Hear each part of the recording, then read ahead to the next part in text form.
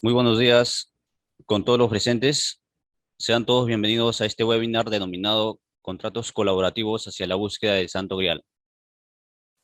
Quien les habla, Eisin Chamorro, de la Escuela de Gestión de Obras Públicas. El día de hoy tengo el honor de presentar a 5 panelistas de primer nivel, a quienes desde ya quiero agradecerle por su tiempo y el profundo conocimiento que nos va a impartir el día de hoy.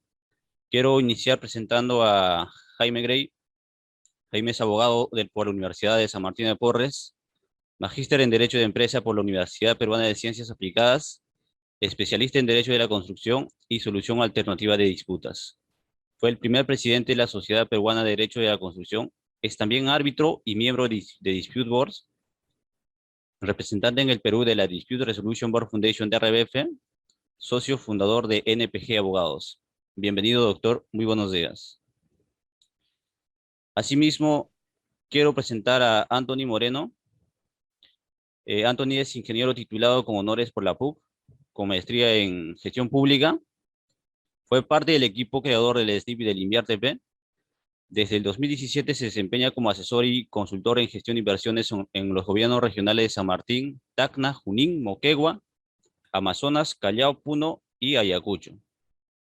Actualmente es asesor para el MEF, árbitro del Centro Internacional de Arbitraje de la Cámara de Bélgica-Luxemburgo y coordinador académico de los cursos de inversión pública de la Escuela de Gobierno de la PUC.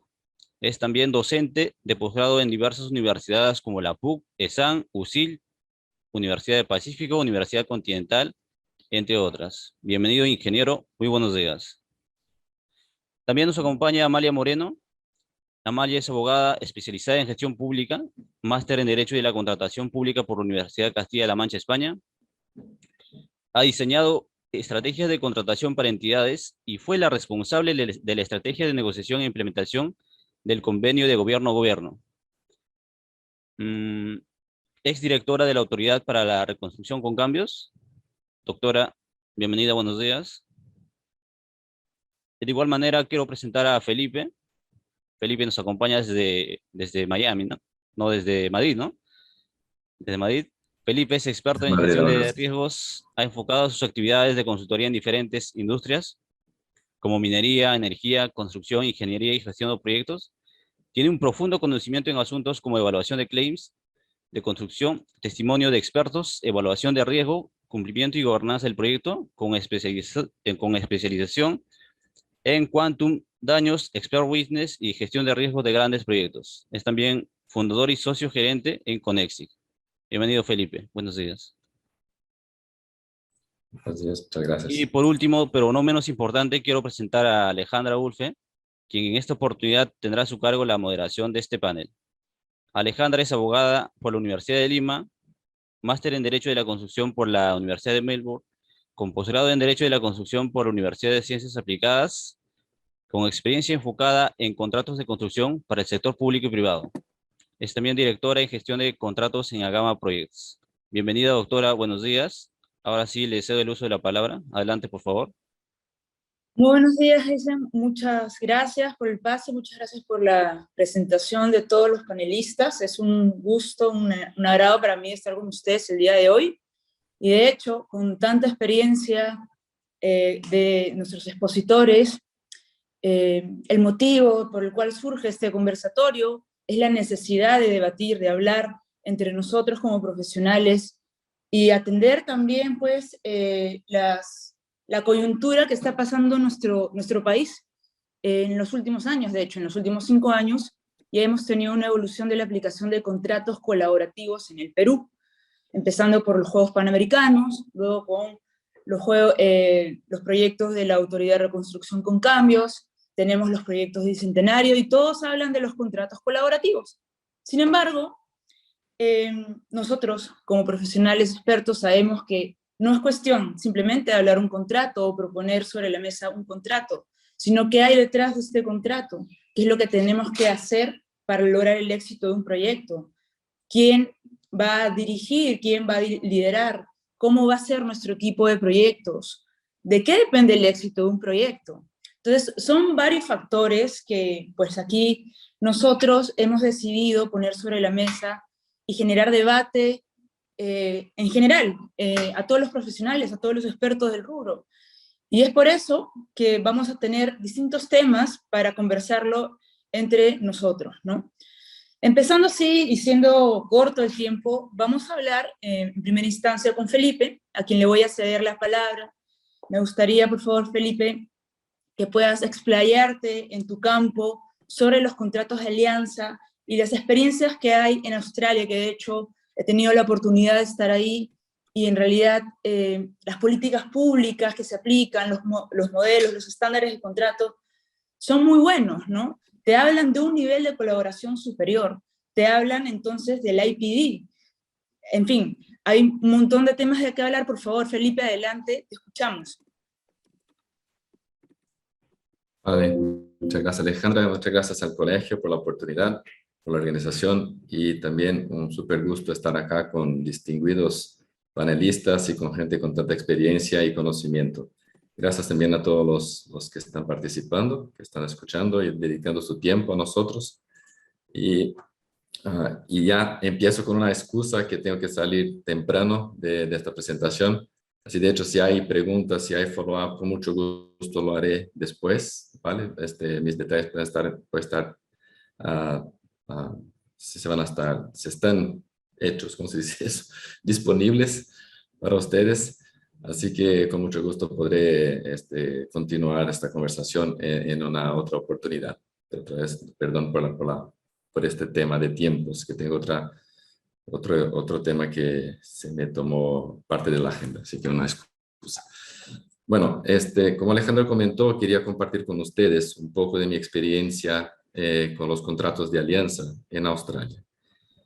Dicho que el tema de la presentación de hoy es hablar de contratos colaborativos, ¿no? De una búsqueda por una manera de hacer proyectos de manera eficiente, tanto en términos de plazo, de costo y naturalmente de alcance, que es siempre el principal elemento de un proyecto, ¿no? Cuando se empieza un proyecto, sea de gobierno, sea de entidad privada, lo que se busca es un activo, ¿no? Y estamos hablando en general de la construcción.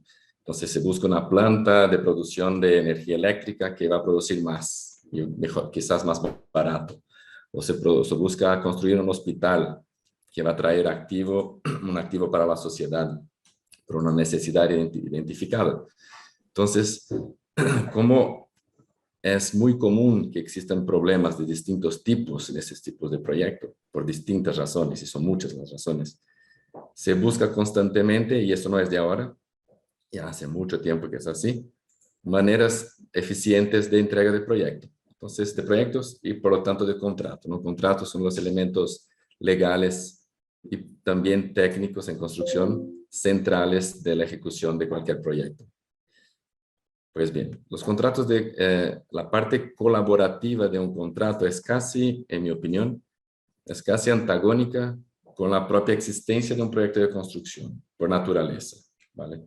No se enojen conmigo, ya me explico qué quiero decir con eso. Los contratos de construcción van a tener un propietario, ¿no? El mandante, el owner, que tiene el dinero y tiene la necesidad de implementar este activo. Él tiene sus intereses, ¿vale? Como entidad, tiene sus intereses de tener el proyecto listo, a tiempo, a costo, tiempo y costo aprobados, y con el alcance que es necesario porque es lo que busca el activo, ¿no? El objeto de su proyecto. Entonces, pero no sabe hacer proyecto, no sabe construir en general. Entonces va a mercado, piensa cómo hacerlo, piensa las estrategias, qué le va a resultar mejor costo, mejor tiempo, mejor calidad del proyecto, y hace una contratación. Ahora existen varias maneras de contratación. En general, el contratista tiene su objeto de operación, que es antagónico al objeto del propietario. El objeto del contratista es hacer construcción y ganar el máximo de dinero entregando proyectos a tiempo, dejando a sus clientes satisfechos, pero tiene sus objetos propios de existencia como una firma, ¿no? Como una empresa, como una entidad, en este caso de construcción.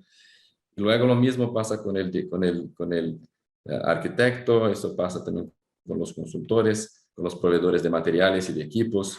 Entonces, cada grupo de partes interesadas en un proyecto tiene sus propios intereses.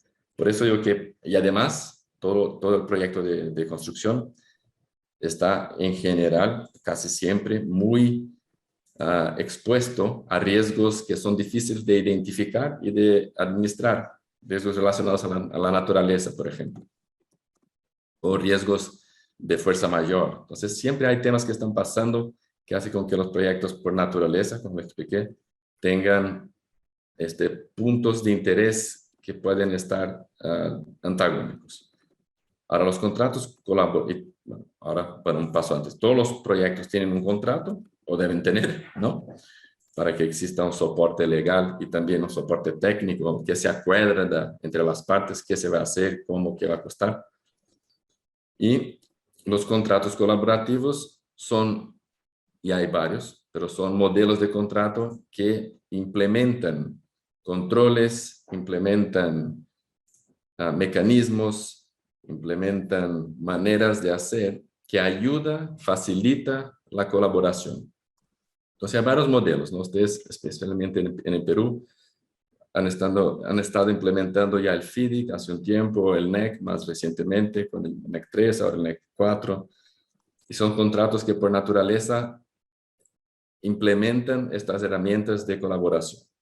El contrato de alianza es uno de estos tipos de contrato, como les comenté, mi experiencia es en Australia, donde viví por 4 años, viviendo la implementación de estos contratos, y pude identificar en esta experiencia que, al menos esa fue mi experiencia personal, que los contratos de alianza, no todos son un éxito, ¿vale? Hay los contratos de alianza que también tienen problemas, pero al implementar herramientas, controles, mecanismos que permitan las partes trabajar con un ojo, con un objeto similar, facilita la colaboración, porque si le va mal a uno, le va mal al otro también. Y si le va bien a uno, le va bien a todos.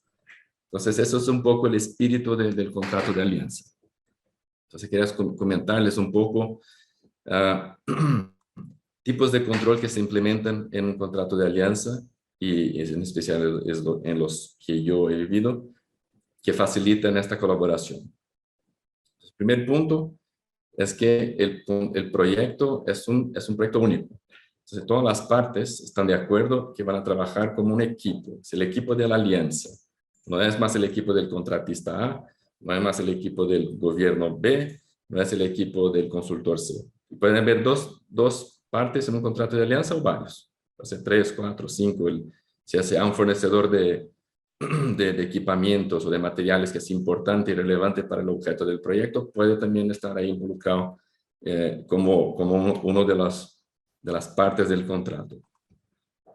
En general, lo que se hace es tener lo que llaman el owner, ¿vale? Y todas las otras partes son los non-owner participants, en inglés NOP. Es una letrita para decir que todos están ahí firmando el contrato de manera conjunta. Entonces, esto, para empezar, es una parte importante del contrato. Cuando se firma este contrato, hay que pensar que no es un contrato para cualquier tipo de owner ni para cualquier tipo de contratista. Hay que existir condiciones bastante específicas para que se pueda utilizar, incluso legales, ¿no? Después los abogados van a poder mencionar más de esos temas, aspectos legales en el Perú y qué impacta, qué no impacta en nuestros contratos colaborativos. Pero además de eso, es muy importante que el owner, cuando decide hacer un contrato de alianza, va a tener muy claro que este va a ser un contrato que se va a gestionar de otra manera. Va a ser el contrato tradicional donde él manda y la otra parte hace todo lo que quiera, de la manera que quiera. Porque una de las primeras cosas que se hace es crear un gobierno corporativo, un grupo de gobierno corporativo.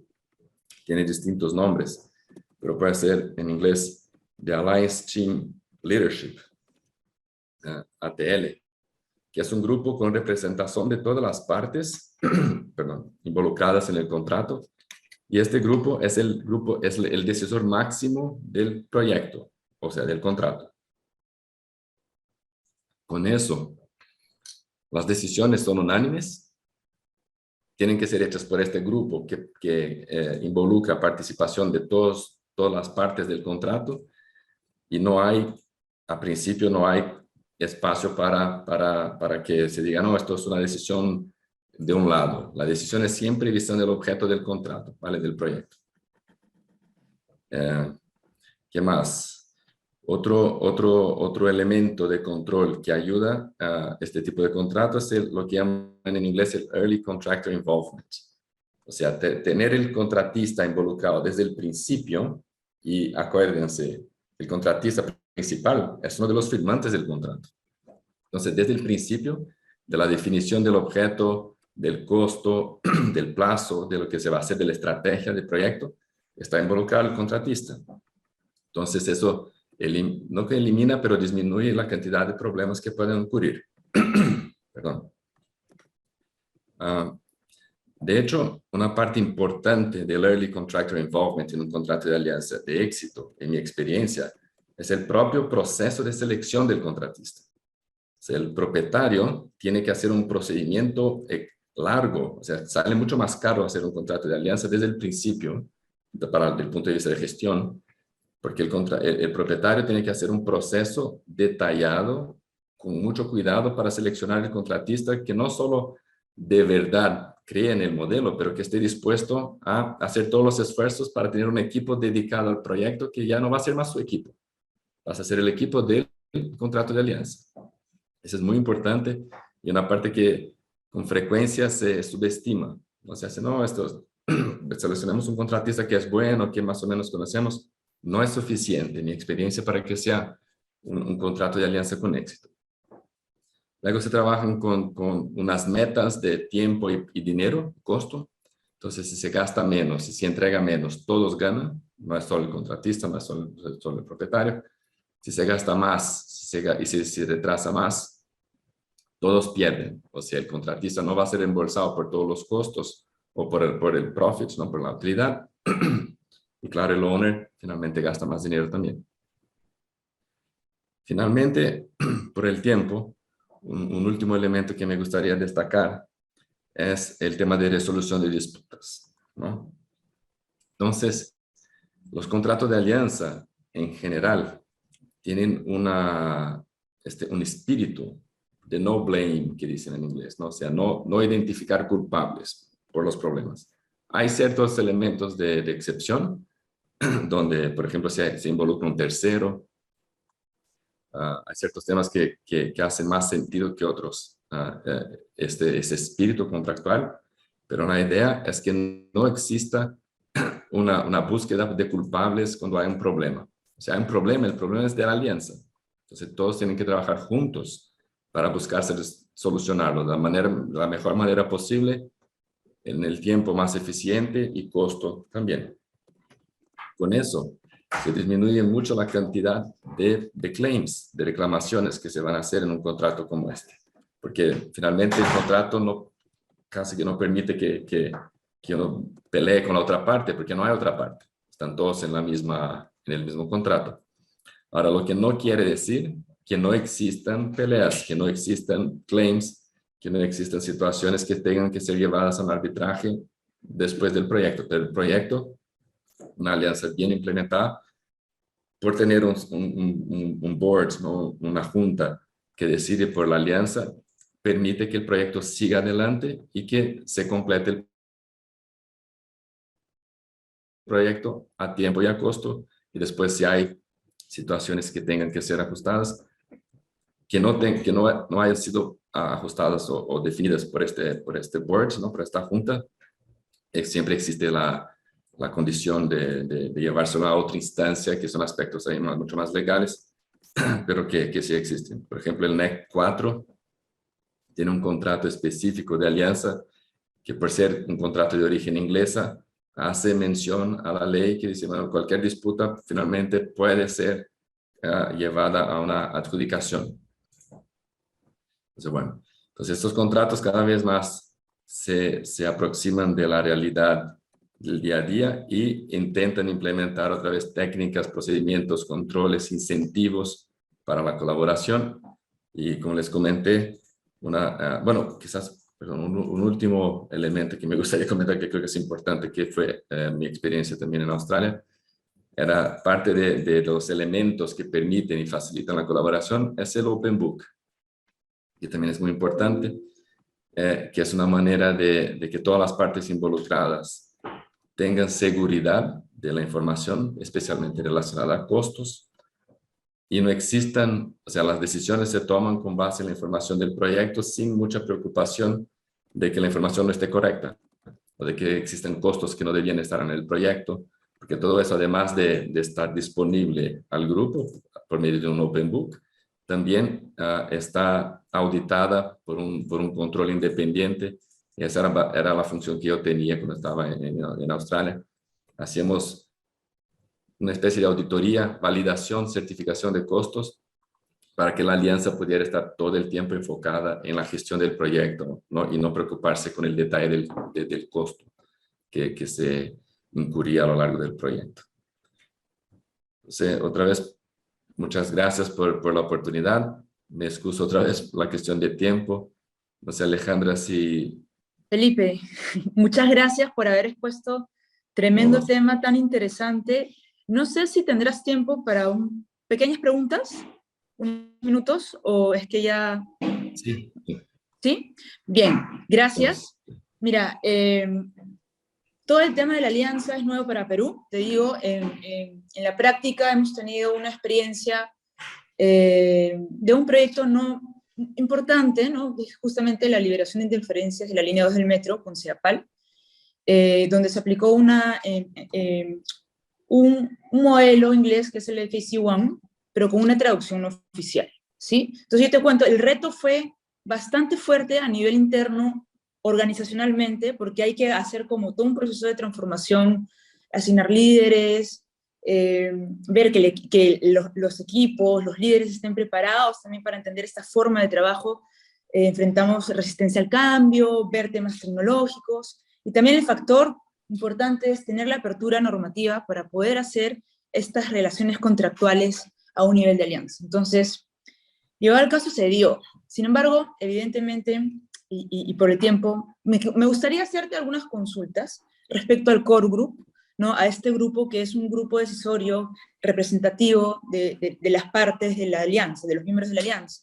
¿Qué tan fácil ha sido, en tu experiencia, que este core group se ponga de acuerdo respecto a temas, por ejemplo, de plazo, de costo, riesgos en general? ¿Qué tan exitoso ha sido según y cuál es el feedback que nos puedes dar?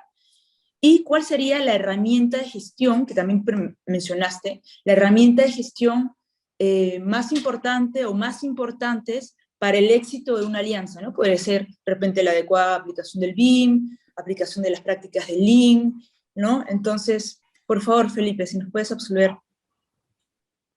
Vale, voy a intentar ser muy rápido, que ya estoy un poco retrasado para el otro tema.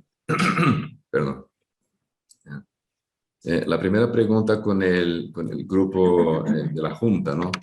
Utilizaste un término que creo que es bastante específico del contrato FAC 1, ¿no? Sí.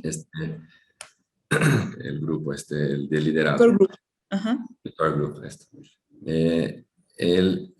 en mi entendimiento, en mi experiencia, el éxito de un contrato de alianza primero depende de todos estos elementos, ¿vale? Son varios elementos que se complementan. Uno solo no va a ser suficiente para hacerlo un éxito. Ahora bien, y eso creo que no es válido solamente para contratos de alianza. Creo que la estrategia de contratación, o sea, la decisión de elegir un tipo de contrato y otro tipo de contrato, tiene que ser un proceso muy bien pensado. Yo, en mi experiencia, el propietario, que es el que lidera este movimiento, tiene que estar muy seguro de los tipos de las estrategias de contratación que están disponibles para el tipo de proyecto, para el momento en que viven, de economía incluso, si hay más proyectos, si hay menos proyectos, si los contratistas están más o menos dispuestos a asumir más o menos riesgos. Que al final este tipo de proyecto se habla mucho de dividir riesgos y no tanto asignar riesgos a una parte u otra. Entonces la mentalidad de las partes involucradas, y eso tiene que empezar con el propietario, es importantísimo para un proyecto para que sea exitoso. O sea, cambia mucho la manera de encarar el proyecto, la manera de encarar el contrato. Así que esta parte es fundamental. y el proceso de selección de los non-owner participants, ¿vale? O sea, también es tan importante cuanto, porque finalmente van a ser parte de un grupo de decisores que van a actuar casi como un dispute board, pero aún más, Ujú. porque además definen la estrategia, no están ahí solo para resolver problemas, es todo el proyecto. ¿No? Pensar Exacto. de manera proactiva si se va a hacer un value engineering, todo esto pasa por este grupo. Entonces es importantísimo que funcione bien, que se encuentren con regularidad, que se sientan tranquilos, que hay transparencia en lo que está pasando en el proyecto.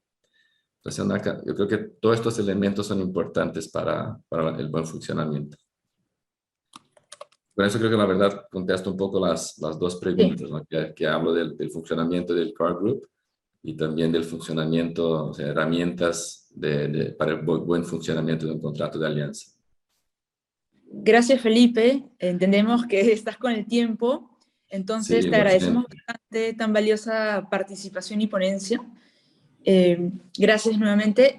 Me voy a quedar entonces con los comentarios de los panelistas que quizás tengan sobre este tema para proseguir con el Sí, conversatorio. sí, Gracias. seguramente. Además después voy a ver la live, así que no hable mal de mí, pero me interesará mucho, me interesarán mucho las opiniones Ya, de los demás, ya te, que ya te son muy enterarás, cuestionables. ya te enterarás. Gracias, Gracias. Felipe. Muchas gracias. Hasta Cuídate. luego. Igualmente. Bien, entonces, con tan interesante tema, me gustaría de repente dar pase a alguno de los panelistas que tenga alguna duda sobre esta modalidad de contratación. De hecho, es una parte de un sistema de entrega colaborativo que es el IP. Entonces, por favor, si alguno de los panelistas tuviera algún comentario. No sé si Anthony tiene o Amalia. Creo que Anthony, bueno, Jaime, por favor, adelante, te escuchamos. Gracias. A ver, yo no tengo duda. Al contrario, creo que la colaboración es algo que ya debe discutirse, emplearse cada vez más. Se ha abierto la senda primero con los panamericanos, luego con la reconstrucción, etcétera. Pero esto es algo que tiene que ser además protegido por la ley de contrataciones, ingresarlo al régimen general, permitir el uso de contratos estandarizados, capacitar a los funcionarios y a los privados, y es un reto para el futuro, justamente siguiendo, por ejemplo, la guía, ¿no?, que existe en Australia sobre el uso de alianzas. Entonces, no es un tema para postergarlo. Creo que tenemos que enfrentarlo, identificar qué tipo de proyectos podrían desarrollar la colaboración de una manera más eficaz. De esto voy a hablar un poco más adelante, y expandirlo. Así que no hay vuelta atrás, Ale. Ese sería mi comentario.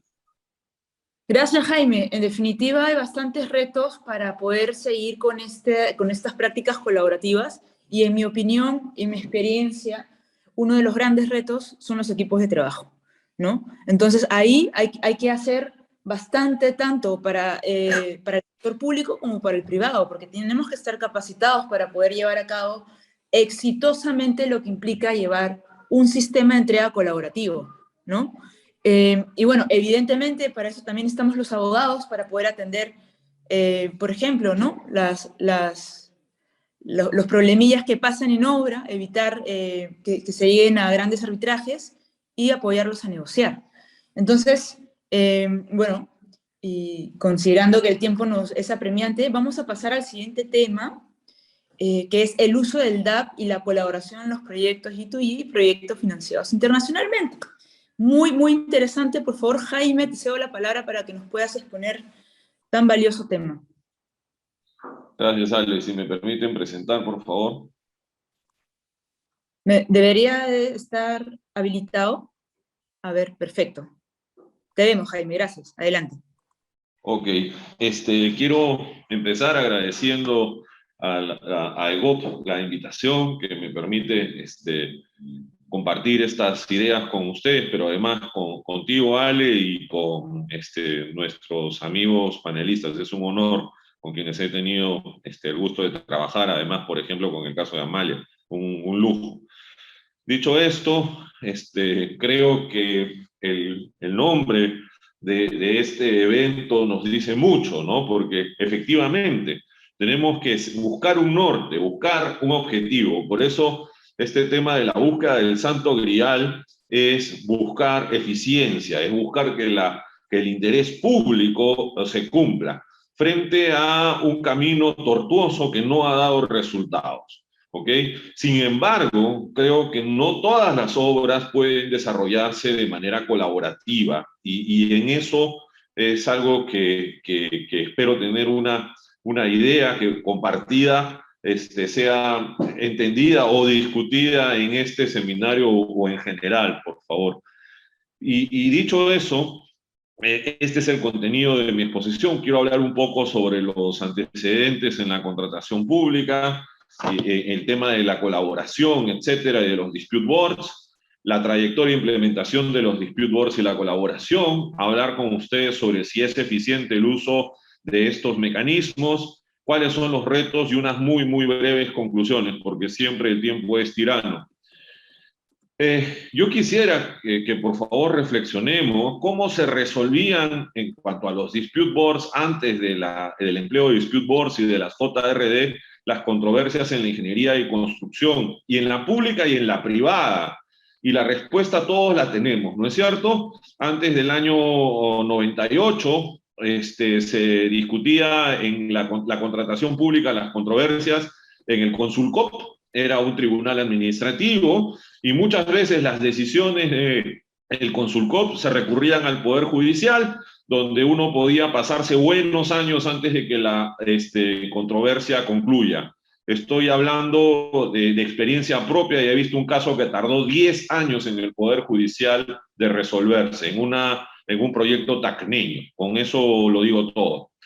Frente a eso, el año 98, la Ley de Contrataciones del Estado introdujo medios alternativos de solución de disputas como el arbitraje, que luego fue limitándose, pero que aún así fue una buena alternativa a la situación anterior. Sin embargo, el arbitraje también ha tenido sus bemoles, ha tenido sus problemas, han habido casos terribles de corrupción, donde lamentablemente se metió en la misma bolsa a gente inocente que no tenía nada que ver con otros que sí habían delinquido, etc. Entonces, el arbitraje también tiene, cuando he dicho sus bemoles, debería decir problemas, porque uno de los problemas que tenemos en el arbitraje es que demora demasiado, y muchas veces la obra, o siempre, las obras no están para esperar las decisiones a través de laudos arbitrales. Laudos arbitrales, además, que ven la historia de manera ex post, y si se quiere, post mortem. Y eso no sucede con los dispute boards. Los dispute boards quiere que las partes solucionen sus controversias de manera directa a ellos mismos, pero de manera contemporánea a la ejecución de las obras. Entonces, es una excelente alternativa frente al arbitraje o frente al régimen anterior cuando teníamos el extrañado Rule Cop de por medio. Y además hay que entender que las JRD o los dispute boards solo resuelven las controversias de manera subsidiaria a que las partes primero no puedan llegar a ponerse de acuerdo. Y eso es importante, porque la función principal de un dispute board es evitar o hacer que las partes eviten y minimicen sus diferencias, integrando a los miembros del dispute board en la gestión y administración del contrato, pero sin reemplazar a las partes en la toma de decisiones. Y en cuanto a la colaboración, debo decir que la doctrina es fecunda, especialmente la civil, en relación a lo que se llama colaboración. Quiero citar, por ejemplo, al profesor Podetti, Humberto Podetti, ¿no? Un maestro realmente. Y el profesor Podetti literalmente nos dice lo siguiente. Dice que el contrato de construcción es un contrato de, fíjate Ale, colaboración gestoria de actos materiales. Y el cumplimiento de esas obligaciones requiere la colaboración de ambas partes, lo que incrementa el papel de la buena fe y de la lealtad recíprocas como patrones de conducta del constructor y del comitente. Y esto está escrito muchos años antes, por favor, del NEC y de todo lo que conocemos. Esto está desde siempre en nuestra doctrina, especialmente civil. La administrativa no la niega, pero obviamente partimos desde una lógica distinta, con preponderancia del cumplimiento del fin público y de los fines de la administración. Entonces, eso no niega, por favor, tampoco la colaboración, pero en la práctica esto no sucedía. La colaboración no se ponía en práctica, porque fundamentalmente los proyectos públicos y privados, muchas veces hay gente que dice, no, lo público todo está mal, no, en lo privado también hay problemas, ¿no? Y en ambos sectores, la ejecución de obras y de proyectos fue fundamentalmente adversarial y conflictiva, con modelos de gestión distinta, pero siempre de manera adversarial y conflictiva. Entonces, quiero hablar ahora sobre la trayectoria de implementación de los dispute board y de la colaboración. Y debo empezar diciendo que hay dos personas a las cuales yo tengo que reconocer la existencia de JRDs, al menos en el Perú, porque esto es un tema de obra pública y una escuela de gestión de obra pública. Y digo que hay que reconocer a César lo que es del César y a Magali lo que es de Magali. Y Amalia sabe muy bien a lo que me estoy refiriendo. ¿Por qué? Porque fue César Guzmán Barrón quien presentó este mecanismo frente a la presidenta del OCE, que era la doctora Magali Rojas, y ellos tuvieron estas iniciativas eco en el OCE y luego en el MEF para decir, adelante, vamos con las JRD. Y es así como finalmente nuestra ley de contrataciones del Estado recoge el uso de esta herramienta de colaboración. No voy a decir que es la colaboración, es una herramienta de colaboración. Pero también ya en el sector público peruano se estaban empleando aspectos de dispute boards, o mejor dicho, cláusulas de dispute boards en los contratos FIDIC que se habían empleado en el Perú a través de los préstamos del BID y del Banco Mundial. Y yo quiero decir, por favor, que el uso de FIDIC no solamente se da en el Perú, sino se da de manera regional, liderado por Honduras en una serie de proyectos donde ya ni siquiera hay reclamos porque las partes llegan a solucionar sus problemas. Y con respecto a la colaboración, quiero decir que del lado de los privados, contratos que ahora llamamos SI, Early Contractor Involvement o temprana involucramiento del contratista, ya se ejecutaban, y yo lo he visto desde los primeros años 90, con otro nombre, pero era exactamente lo mismo. Se separaba el proyecto en una etapa de preconstrucción y en otra de construcción. El contratista elaboraba un diseño hasta cierto punto, de repente el 40% del diseño o una ingeniería básica, y luego los privados con este diseñador constructor apostaban a una segunda parte de construcción propiamente dicha por una suma alzada o por un monto máximo garantizado. Entonces, estos proyectos ya estaban en el Perú y recuerdo con claridad dos de ellos. Uno fue una facilidad petrolera con una compañía extranjera y el otro en una planta de leche que se construyó en el sur de Lima. Entonces, esto no es nuevo, una vez más. Esto ya existía desde los años 90 y quizás antes, pero antes yo no estaba metido en los temas del derecho de construcción. Pero lo que cambió la naturaleza del juego en la trayectoria de la implementación de la colaboración fue el proyecto que lideró con Carlos Neuhaus, Amalia Moreno aquí presente. Fueron los Panamericanos de Lima 2019 los que cambiaron todo y demostraron que contratos empleados por la administración pública, por favor, quiero destacar eso, contratos de obra pública podían ejecutarse implementando mecanismos de colaboración a través en los Panamericanos de un sistema de entrega que no fue una alianza y no fue colaborativo al 100%, sino que se ejecutó a través de los contratos NEC 3 y específicamente con la opción F, es decir, el sistema de entrega fue de gerencia. Se contrató a un contratista gestor para que él haga gerencia y subcontrate mayormente la ejecución de las obras. Sin embargo, los contratos NEC tienen toda una serie de herramientas que constituyen colaboración, siendo los dispute boards solamente una de ellas. ¿Por qué? Porque, en primer lugar, los contratos NEC no tienen dispute boards. NEC 4 sí los tiene ya, pero NEC 3 lo que tenía era un adjudicador, que es una figura distinta, por favor, a los dispute boards. Entonces, hay múltiples herramientas como las alertas tempranas, como el trabajar con una programación abierta, donde las partes van a través de distintas sesiones y reuniones atendiendo los riesgos, etcétera. Y eso fue un gran avance durante los Panamericanos de Lima 2019, y luego con la reconstrucción, y luego con las escuelas Bicentenario. Pero debo decir que no se ha usado el tema de un sistema de entrega ALE con toda su amplitud. No hemos todavía suscrito, como ningún privado o público en el Perú que yo sepa, un contrato de alianza como está en NEC 4, o no tenemos en un NEC 3, ahí dice 13, mil disculpas, hay un typo, las cláusulas X12, pero sí ya empezamos a emplear la cláusula X22, justamente del involucramiento temprano del contratista. Entonces, así las cosas, es eficiente el uso de los dispute boards y de la colaboración. Efectivamente, esto es innegable. Y en los dispute boards nos lo demuestran los Panamericanos, la reconstrucción y los contratos FIDIC financiados por entidades multilaterales, donde han habido miembros que sabían lo que hacían.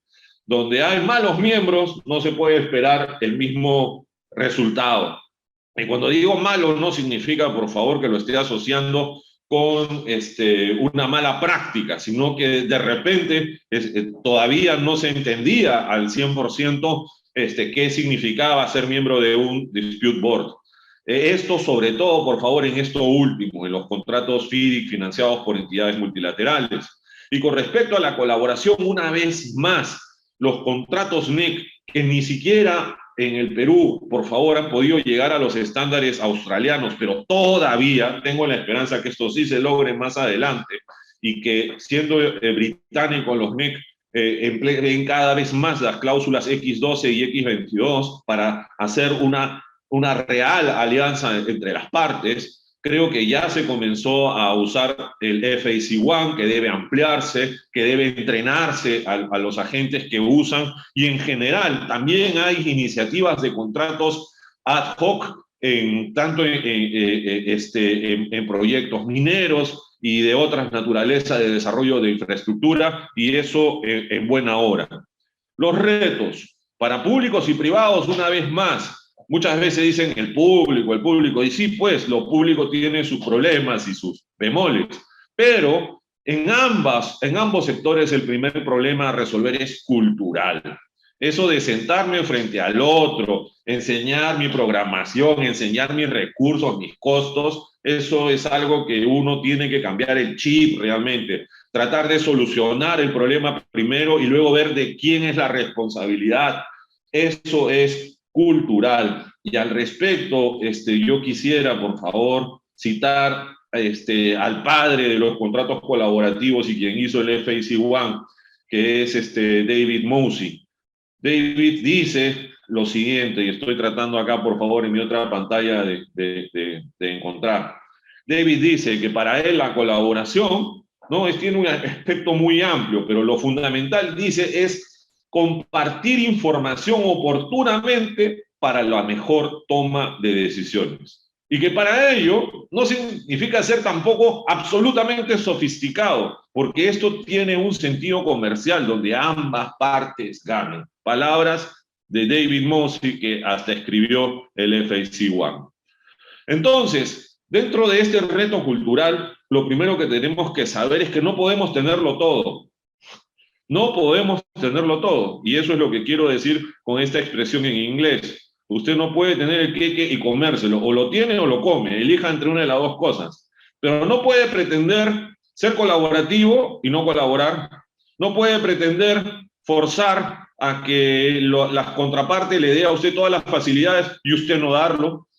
Entonces, si voy a usar, por favor, metas, las metas tienen que ser claras, acordadas entre las dos partes, etcétera, o las múltiples partes que intervengan. Entonces, ese es el reto. Y, lógicamente, emplear correctamente las herramientas, porque con ellas puedo construir mi hogar o puedo romperme la mano. Entonces, hay que emplear correctamente los dispute boards y la colaboración en todo su espectro. Entonces, ¿cuáles son mis conclusiones, Ale? Vamos avanzando, pero hay, hermanos, todavía muchísimo que hacer. Muchas gracias.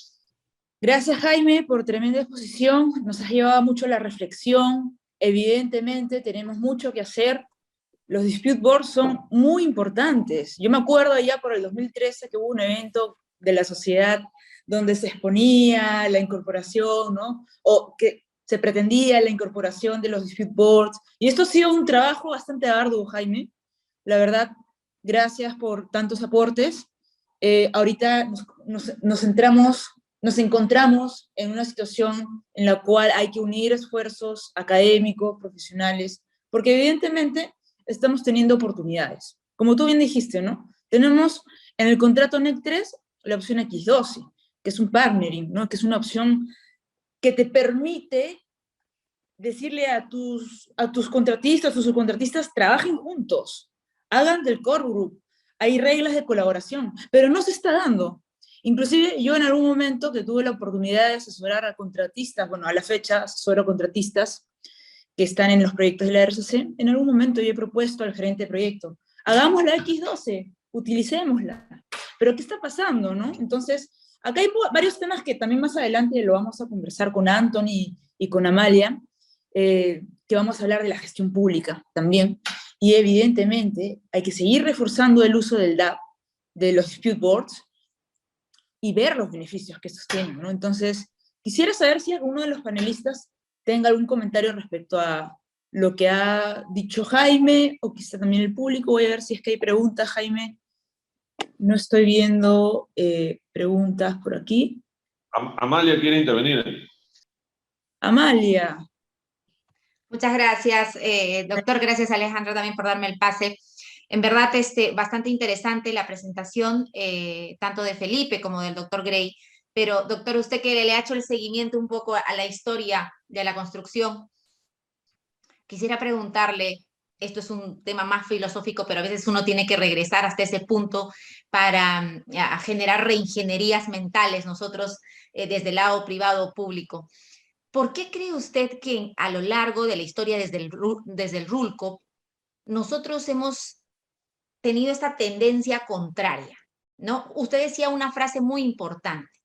El contrato colaborativo no supone definir culpables. Tú eres el responsable, tú eres el culpable y ahí nace la penalidad. ¿Por qué nosotros tenemos esa cultura de penalizar, persecutoria, acusatoria, dentro del contrato? O sea, entiendo que en nuestra vida cotidiana así somos, pero ¿por qué eso se ha llevado de manera tan enraizada a la gestión de obra pública, ¿no? Porque nació, por ejemplo, recuerdo mucho cuando nace después de las normas del RULCOP y no me acuerdo, del RUA, ¿no? Y nace la ley de contrataciones del Estado, nace el arbitraje, y el arbitraje era ese respiro. Nos alejamos del Poder Judicial e ingresamos a una nueva era donde había un mecanismo que nos iba a dar esa agilidad, que le iba a dar ese dinamismo a la gestión pública en ese momento, ¿no? Y sin embargo, tuvimos la aptitud y las competencias robustas para destruirlo todo, para desprestigiar el arbitraje, para malutilizarlo, y para matar incluso a aquellos que sí habían hecho buen trabajo. O sea, no fuimos capaces de resaltar aquellos casos en los que el arbitraje sí sirvió, sí fueron derechos, sí hubieron aportes al derecho, digamos, peruano, ¿no? Entonces, ¿qué nos pasó? Quisiera conocer un poquito su punto de vista. ¿Qué nos pasó en eso? ¿O cuál es su percepción? Muy interesante pregunta, Amalia, muchas gracias. Y yo voy a responder en dos sentidos. El primero es que este alejarse de la colaboración para centrarse en gestión adversarial fue por mucho tiempo lo que primó desde los años 70 hasta los años 90 del siglo pasado. Pero a partir del siglo pasado, justamente en diversas jurisdicciones, especialmente del derecho de los comunes, como Australia, el Reino Unido y otros, se redescubre el sentido comercial de la colaboración, que está nuevamente presente en nuestro derecho civil hace muchísimos años. Entonces, los actores en estos países se dieron cuenta que tenían que cambiar este enfoque adversarial y tener un sentido comercial, pero sin olvidar que sí van a haber otros proyectos donde vamos a tener sumas alzadas y EPC y el contratista va a ser responsable por todo, pero con absoluta conciencia que en esos contratos estaré pagando 40, 50 o 100% más sino frente a la alternativa de tener un contrato colaborativo, ¿ok? Ese es el tipo de discusión, la prima de riesgo, etcétera, y una correcta asignación de riesgos. Y si yo asigno un riesgo, yo sé que estoy pagando de más. Entonces, ¿qué pasó? ¿Por qué cambiaron? Porque tuvieron problemas. Entonces, las sociedades aprenden de los problemas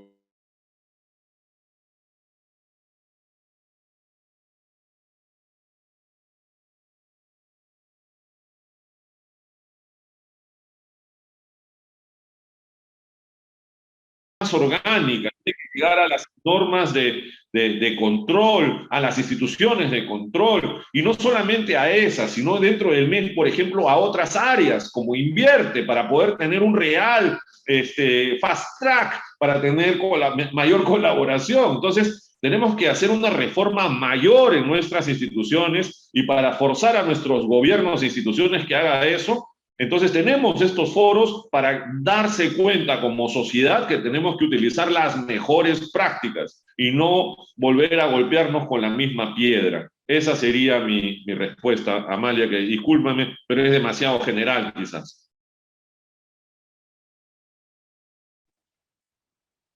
Gracias, Jaime, por tu respuesta. Gracias, Amalia, por tu pregunta. En efecto, hemos estado acostumbrados a castigar, Jaime, ¿no? Sí, no está muy culturalmente acostumbrado el Perú a los incentivos, por ejemplo, ¿no? ¿Por qué el premio? Entonces aquí utilizamos, claro, más el castigo que el premio. Si me estoy portando bien, ¿por qué no te incentivos a que continúes con esa actitud contractual? Bueno, pero esto es todo un tema, en realidad, de debate, como dices, para profundizarlo con más detalle, quizá en otro foro. Y de hecho que sí, hay que voltearnos a la institución pública. ¿Qué está pasando con la inversión pública? ¿Qué dice el InvierteP? Entonces, tenemos un tema acá bastante interesante, que es el enfoque colaborativo para la inversión pública y experiencias de los Panamericanos y RCC, a cargo de Anthony Moreno, a quien me gustaría darle pase para que se pueda explayar. Con Anthony, pues, compartimos también temas académicos y, en definitiva, lo escuchamos. Por favor, adelante, Anthony. Gracias, Ale. Muchas gracias a todos los que están ahí. Muchas gracias a los panelistas que han disertado. Gracias, Jaime. Qué bonito escuchar todo eso, los antecedentes, ¿no? Que son muy importantes. Tenemos también la mala costumbre y eso lo vemos constantemente, ¿no? Persona que llega a un cargo y como que inventa todo de nuevo, ¿no? Y los antecedentes muy importantes nos olvidamos. A ver, tenemos poquísimo tiempo, así que yo lo voy a focalizar más que en los panamericanos, que ahí está Amalia, que perfectamente lo puede desarrollar, y sería medio pretencioso que yo hable de eso cuando Amalia está a mi costado, ¿no? Entonces voy a focalizarme más que nada en el enfoque colaborativo para la inversión pública, ¿ya? Y hay un primer tema que me gustaría tocar, y tiene que quedar claro, mucha gente, yo me muevo en inversión pública hace 22 años, y la gran mayoría de operadores de inversión pública no se dan cuenta de algo que es evidente, debe ser evidente.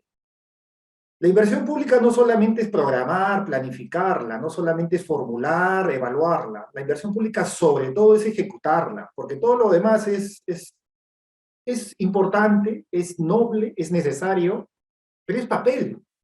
Cuando tú planificas, programas, evalúas socialmente, formulas el perfil, todo eso es finalmente papel. Con eso no le vas a cambiar la vida a nadie. Y finalmente gestión pública es eso, ¿no? Cambiar la vida a las personas para bien. Lo que el ciudadano va a tocar, sentir, ¿no? Usufructuar son justamente cosas concretas. Y esas cosas concretas están en la ejecución. Y la ejecución es un tema, sobre todo, contractual. Entonces ahí hay una relación directa, ¿no? Con las contrataciones. Por ejemplo, cuando yo formulo un proyecto de inversión pública en el país, al final del día siempre va a ser algo de estas actividades. Para concretar una inversión, voy a tener que construir, por ejemplo, o instalar, o hacer montaje, reconstruir, remodelar, demoler, renovar, habilitar, o tal vez comprar, ¿no? Algún mobiliario, equipo, vehículo, hardware, o tal vez incluso adquirir algunos servicios de capacitaciones, asistencia técnica, consultorías, etc. Pero todo esto, en todo esto, o sea, un proyecto de inversión pública finalmente aterriza en uno o un conjunto de estas actividades, de estas acciones. Pero estas acciones, si las separamos bonito, son, por ejemplo, obras, estas de acá, bienes o servicios. O sea, objetos contractuales. Y ahí nomás deberíamos ser conscientes que la ejecución de una inversión pública siempre aterriza en un objeto contractual y por lo tanto necesitamos conocer la técnica contractual, que no significa, por si acaso, y siempre lo repito, conocer la ley de contrataciones, ¿no? Hay un montón de gente, un montón de amigos que conocen muy bien la ley de contrataciones, pero honestamente eso es lo menos importante tal vez. O debería serlo, ¿no? La ley de contrataciones está ahí y hay que conocerla, pero también está con varias falencias, ¿no? Con varios paradigmas muy antiguos que no cambian. Igual que la inversión pública, o sea, ahí estamos de la mano. Inversión pública y las contrataciones públicas están de la mano, los dos. Y los dos con antiguos paradigmas, y les cuesta mucho cambiar, ¿no? Y sobre todo les cuesta mucho articularse. Entonces, volvamos al tema. Ejecutar obra pública, ejecutar inversión pública es finalmente manejar objetos contractuales. Y lo primerito que tenemos que hacer con los objetos contractuales es definir el requerimiento de los mismos. Pero aquí comienzan los temas, que también tenemos que ser conscientes. No existe requerimiento perfecto. Esta falacia que ha inventado la ley de contrataciones de inventar un usuario llamado área usuaria y que el área usuaria sabe exactamente lo que quiere, es una falacia. Eso no es cierto. Ni acá ni en ninguna parte del mundo. El área usuaria sabe la necesidad. Por supuesto que sí. Debería saber la necesidad, pero no tiene por qué saber los detalles. Y aquí partimos del hecho de que el área usuaria, por ejemplo, la gerencia de obras sabe exactamente lo que quiere. O alguna otra área funcional de la entidad sabe exactamente lo que quiere y por lo tanto tiene que desarrollar a detalle esos requerimientos, sea especificaciones técnicas, sea términos de referencia, sea entes técnicos, ¿no? Yo tengo 5 años de consultor y ningún cliente mío le ha chuntado con mis términos de referencia, por ejemplo. Siempre terminamos haciendo algo diferente que entregue realmente valor. Y por supuesto tenemos la flexibilidad de ir mejorando y cambiando los temas, ¿no? Y por supuesto cumpliendo lo que inicialmente se dijo, pero en realidad todos saben que si hacemos lo que inicialmente se dijo en términos de referencia, no vamos a entregar valor. Entonces siempre se tiene que acomodar, adecuar, flexibilizar el cambio. Y eso también es un paradigma muy arraigado, ¿no? El área usuaria debe saber exactamente lo que necesita, falso. En obra pública, lo que se necesita es lo que dice el perfil, falso. El perfil quien hace el perfil está muy alejado de la ejecución, es más, nunca ejecutado. Es más, ni siquiera es ingeniero normalmente. Entonces, ¿cómo le puedes decir al formulador que te defina lo que va a haber en el expediente técnico o en la ejecución? Y lo mismo, ¿cómo le puedes decir al proyectista que haga exactamente lo que se va a ejecutar? Si el proyectista finalmente también lo que hace es una hipótesis. Entonces, hay que tomar conciencia de estas cosas. Y lo primero que yo siempre digo, en mis asesorías, consultorías o en la docencia es, acá hay un tema de personas, un cambio de mentalidad, ¿no? En donde estamos fallando es en el tema de las personas, en el cambio de mentalidad. No hay ningún sistema administrativo que cuando saca una novedad, saca el BIM, saca los contratos colaborativos, saca la Junta de Resolución de Disputas, se atreve a hacer lo primero, que es trabajar en el mindset de las personas. O sea, a la gente, por más que vea un éxito, como todo el mundo ve el éxito de Panamericanos, no es que automáticamente se va a meter, se va a comprar el pleito. Tiene que haber una toma de conciencia, y tiene que haber un momento de duelo, ¿no? Y tiene que haber un momento en el cual tiene que dejar todo lo que anterior has hecho. Ver Panamericanos significa en lo interno a mucha gente decir que lo que estaba haciendo estaba mal. ¿Cómo reconocen eso? ¿Cómo le hace reconocer eso? ¿Cuál es el papel del ente rector para que justamente reconozcan eso? y comencemos a trabajar en un nuevo paradigma. Cambio de paradigmas. Ese es el gran problema de fondo, para mí. Entonces, a ver, la contratación es fundamental para que la inversión pública se concrete. Eso es la primera cosa que quisiera dejar así clarísimo. Pero no es usar la ley de contratación solamente, o usar un contrato colaborativo solamente. En primer lugar, tenemos que tener una estrategia. Estamos hablando de personas nuevamente. El owner, el constructor y todos los demás entidades o personas que intervienen en una contratación, en relaciones jurídicas, son personas. Y las personas tienen actitudes, tienen incentivos, naturalmente van a querer maximizar sus beneficios y minimizar sus riesgos. Y ahí viene algo que ya está estudiado, pero sin embargo muy poco se menciona. ¿Cómo yo puedo manejar estas relaciones? Teoría de juegos. Teoría de juegos. Lo primero que hay que hacer es justamente aterrizar la teoría de juegos en este esquema, ¿no? Y eso ya está aterrizado. Y eso es lo que en el Common Law le llaman el Project Delivery System, el sistema de entrega de proyectos.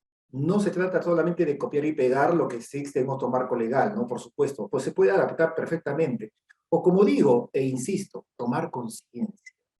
Entonces, lo primerito que tenemos que hacer es diseñar la estrategia contractual de las relaciones jurídicas. Y eso no lo hacemos. Yo pregunto, ¿en qué parte de la ley de contrataciones en sus 22 años se habla de esto? En ninguna parte, en ninguna parte. En ninguna parte. De frente se van al proceso de armar las bases, luego lanzar la selección y ejecutar como se pueda. Cuando lo primerito es buscar cuáles son los actores y ver cuál es la mejor relación. ¿Para qué? Para balancear. ¿Qué cosa? ¿Confianzas o desconfianzas? Nos interesa confianza, colaboración no existe. Y repito, la colaboración no existe si no existe la confianza. Por lo tanto, sí necesito yo establecer relaciones de confianza en cláusulas inteligentes que me den esa confianza, que brinden esa confianza, ¿no? Porque si no lo hago, automáticamente por defecto se establece la desconfianza. ¿Y qué me importa la confianza o la desconfianza? Dirán algunos, es muy importante en tu día a día. Tú cuando confías, los costos de transacción disminuyen automáticamente. Lo mismo, en una relación jurídica, en un contrato, cuando hay confianza, lo que te decía, ¿no? Casi siempre todos mis clientes me han puesto un término de referencia que al final no les da valor. Ellos es lo que creían debería ser yo. Pero como hay confianza y se establece confianza y respeto, entonces perfectamente yo puedo trabajar un poco más y compensarme con los demás, ¿no? Entonces la confianza se puede ayudar a resolver problemas sin llegar al litigio. La confianza es fundamental y tengo que establecerla. La confianza no solamente es una cláusula que diga, a partir de ahora todo el mundo confía. No, se establece mediante mecanismos, procesos. Por ejemplo, la participación temprana de actores, por ejemplo, las alertas tempranas, ¿no? La alerta temprana es una cláusula finalmente que establece confianza. A eso me refiero. Estas relaciones no solamente determinan confianzas o desconfianzas, también determinan riesgos. Y de hecho, no determina riesgos, sino determina cómo manejo los riesgos. Naturalmente todo el mundo va a querer lavarse las manos y tirar el riesgo a la otra parte. Pero ¿por qué no nos sinceramos? ¿Por qué no compartimos los riesgos? ¿Por qué no le damos el riesgo a quien corresponde?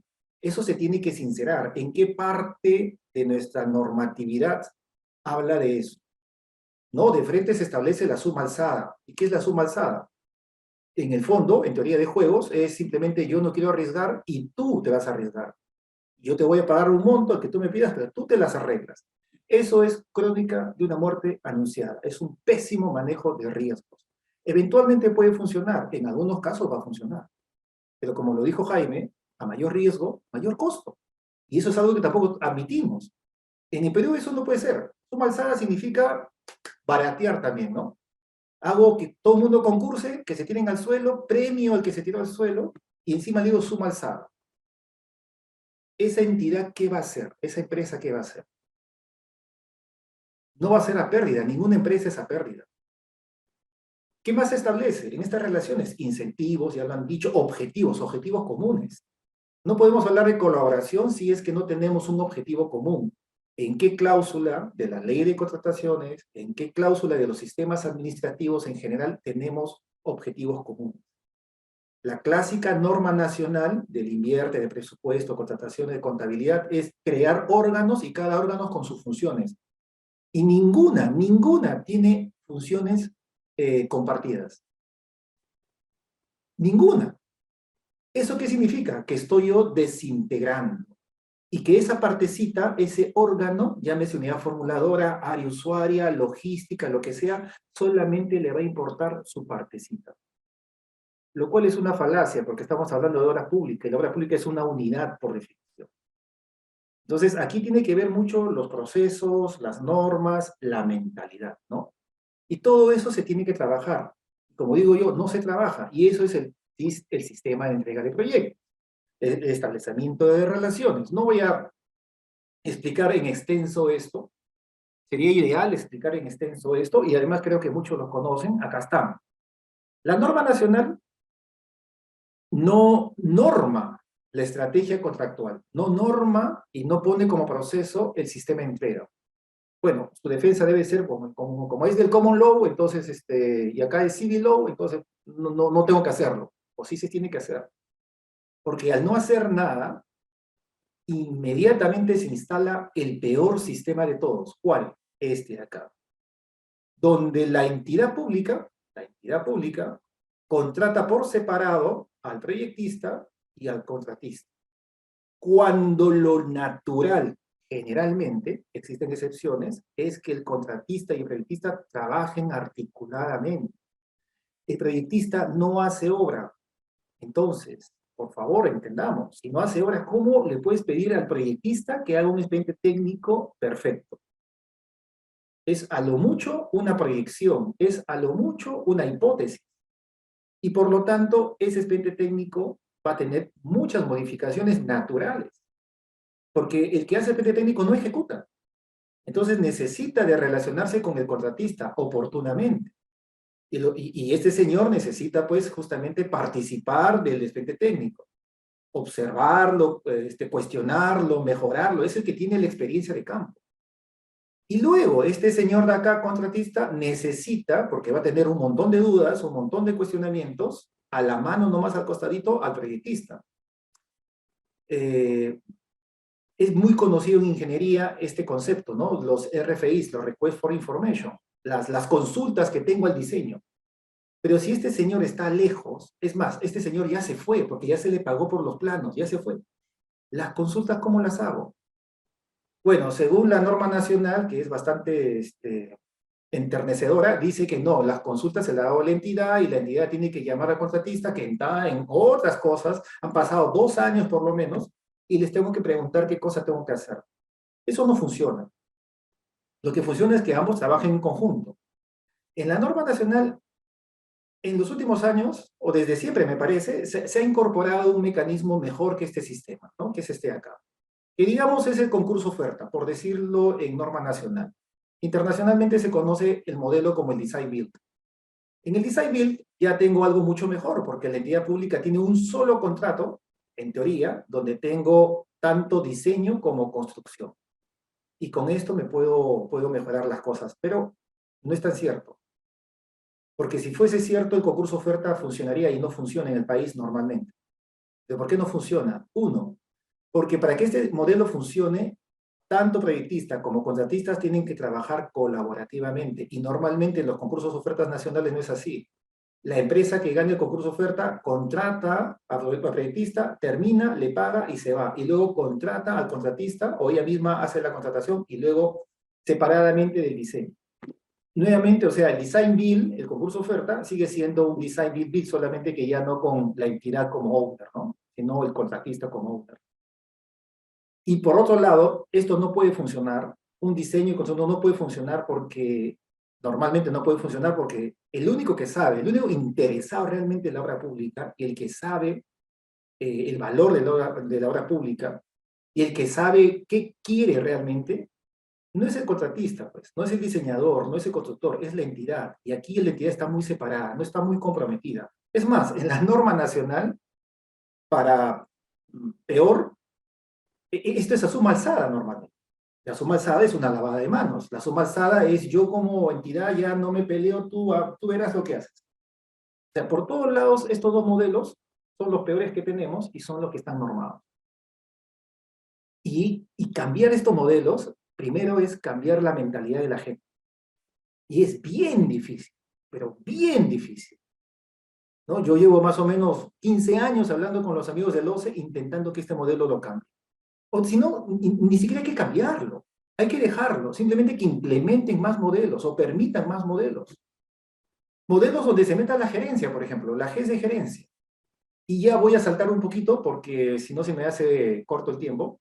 Y este modelo, por ejemplo, la entidad pública contrata un solo contrato, lo cual siempre es bueno en lugar de varios contratos, a este gestor, ¿no? Gestor de contrato, gestor de la construcción, llámale como tú quieras, es un gestor. Y este gestor se encarga de contratar al proyectista y al contratista a la vez, y se va a encargar además de que trabajen colaborativamente. Y es muy frecuente que este gestor, a su vez, normalmente no solamente gestiona, también se encarga o del diseño o de la construcción. Por ejemplo, en Panamericanos, este es el modelo que se usó. Pues se dan cuenta, estos son modelos, esta es filosofía, ojo. Y sí, hay que volver a la filosofía inicial. Estamos con una mala filosofía, un cambio de mentalidad, y los tenemos muy arraigados. Esto de acá a mucha gente le duele la cabeza y no lo entiende, y no quiere entenderlo. Entonces, esto necesitamos que se permita. Actualmente esto es ilegal, no se permite. No se permite. En Panamericano se permitió, por supuesto. E incluso un modelo mucho mejor que esto, mucho mejor que el Panamericano, sería el integrado, ¿no? El IPD, el Integrated Project Delivery, donde ya esto fue lo que habló al comienzo el primer expositor, ¿no? Ya tenemos una alianza, hay un solo contrato donde todos están unidos. Si el barco se hunde todos. Por lo tanto, aquí surge naturalmente un pensamiento entre todos. El fracaso no es una opción, porque si algo fracasa, todos comparten el fracaso. En este modelo, por ejemplo, fracasa la obra y el único que se beneficia, ¿quién es? El proyectista. Y mucha gente, por onda de huesos, te va a decir, sí, pues, porque yo he hecho los planos, a mí me pagan por los planos, a mí no me interesa que se haga la obra, me pagan por los planos. Entonces, ahí nomás te das cuenta que aquí hay un mal relacionamiento jurídico. En cambio aquí, esta relación, no puede pasar eso. Porque acá el éxito, el fracaso se comparte. Tengo la entidad, tengo proyectista, tengo contratista, por lo menos los tres actores fundamentales. Esto es integrado, el IPD. Y esto me va a llevar a un segundo tema con el cual quiero concluir esta presentación. Y esto necesitamos en la obra pública. Insisto, en la obra pública ni siquiera necesitamos que eliminemos esto, porque eliminar esto va a ser muy difícil, ¿no? Es un cambio de paradigma que va a tomar años. Pero por lo menos incluir estos nuevos paradigmas, incluir la idea de hacer una estrategia contractual que nos permita con determinadas condiciones, porque no siempre va a funcionar todo, eso también hay que ser muy fino, no siempre va a funcionar el IPD en el Perú, a veces va a funcionar muy bien esto, depende, pero la idea no es vetarlo, ¿no? Actualmente está vetado. Para que funcione esto, o sea, para que funcione la integración, funcione la colaboración, funcione la confianza, funcione una adecuada gestión de riesgo, funcione una adecuada gestión de incentivos, funcione objetivos comunes, necesitamos un requisito técnico. No solamente legal, técnico. Porque si no, es un bluff. Por ejemplo acá, en el IPD, para que tanto entidad pública, owner, como el proyectista, ¿no? El diseñador, designer, y el contratista, el builder, trabajen en paralelo, compartiendo riesgos, incentivos, metas, etc., etc., como si fuese una empresa virtual, necesito algo fundamental, y ese algo fundamental está representado en este punto, ¿ven? Ese punto es fundamental. Porque yo puedo tener normas colaborativas, contratos colaborativos, espíritu colaborativo, puedo sacar cláusulas y obligaciones, puedo sacar una ley colaborativa que diga que todo el mundo trabaje colaborativamente, pero eso no es suficiente. Necesitamos un mecanismo concreto que ayude a que la colaboración y la confianza se den. Y para eso también tenemos que cambiar otro paradigma que es bien difícil, es un paradigma ya de ingeniería, ¿no? Por miles de años, 5.000 años por lo menos, desde las pirámides, ¿cómo se han construido las cosas? Primero, yo proyectaba lo que quería, y eso, usando geometría, la clásica, la euclidiana, lo pongo en dibujo. Planos. El paradigma de los planos, ¿no? Nos enseñan a hacer planos. Los ingenieros hacen planos, dicen. ¿Y qué son planos? Dibujos, puntos, líneas y curvas. El gran problema con los planos es que actualmente, con la complejidad de las obras, los planos por definición es un mecanismo de comunicación muy limitado. Tú nunca vas a ver a dos personas haciendo un plano. Un plano te ayuda a visualizar hasta cierto nivel la complejidad de lo que quieres hacer. Si metes a 5 personas viendo el plano, mira, haz ese ejercicio. Los que no son ingenieros tal vez no lo entiendan muy bien, pero imaginen el ejercicio. 5 ingenieros viendo el mismo plano. Cada uno va a ver cosas diferentes. Lo que quiero decir es que el plano, los dibujos, los puntos, líneas y curvas, no es el correcto mecanismo de comunicación. De hecho, tiene muchas limitaciones. Entonces, por más que tú pregones colaboración, tengas un contrato colaborativo, tengas una norma colaborativa, tengas una norma integrada, si no le das una herramienta para que no sean los planos, una herramienta de comunicación adecuada, no vas a conseguir mucho. Y esa herramienta de colaboración está acá. Y esa herramienta de colaboración supone romper otro paradigma, dejar de lado los planos y usar la información. Tú ya no vas a modelar planos, sino vas a modelar información. Y para los que conocen de esto ya se habrán dado cuenta de que estamos hablando. El BIM. El BIM no es una moda, el BIM no es un software. El BIM es un cambio de paradigma, es aplicar a la construcción la cuarta revolución industrial. Hasta hace unos 20 años nomás estábamos en la segunda revolución industrial en la construcción. Hacíamos lo mismo que hace 100, 200, 500. Igual como si hicimos el Partenón, igual como hicimos la pirámide de Egipto, igualito. Claro, ahora más bonito con el CAD, ¿no? Y todo lo demás, pero no, aquí lo que estamos hablando es de cambiar el paradigma de comunicación. Ya no planos, ya no dibujos, sino un modelo de información. Evidentemente digitalizado y en 3 dimensiones. Entonces, acá necesitamos algo fundamental. Gestionar la información. Y lo explico nuevamente, y con esto termino, en este pequeño modelo, ¿no? Si queremos colaborar, si queremos que los contratos colaborativos se potencien, necesitamos también integrar cosas, integrar sistemas, es decir, las especialidades. ¿Por qué es imposible tener un expediente técnico perfecto? Entre otras cosas, porque si tú ves cómo hace un expediente técnico, son 10, 15 ingenieros que cada uno lo hace separadamente su parte. El arquitecto por un lado, el estructuralista por otro lado, el de mecánica por otro lado, el de eléctrica por otro lado, y cada uno va dejando planos, planos, planos, y no trabajan en conjunto. Por más que quieran, no van a poder trabajar en conjunto, porque son planos.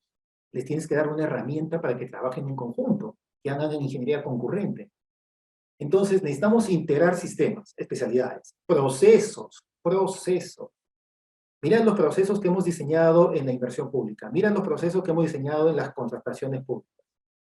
Nos ponemos un poquito críticos, ¿no? Un poquito encima del día a día, te das cuenta que son procesos que desintegran. Logística desintegrada del área usuaria. Claro, lo hacemos para facilidad, ¿no? Porque no puede estar todo junto, decimos, pero en realidad todo es junto. Todo es junto. Es una ficción legal y es una ficción de procedimiento el separar las cosas. En realidad todo es junto. La obra pública es junto, ¿no? Los ciclos los inventamos por cuestión de orden, pero tenemos que ser conscientes que todo es junto.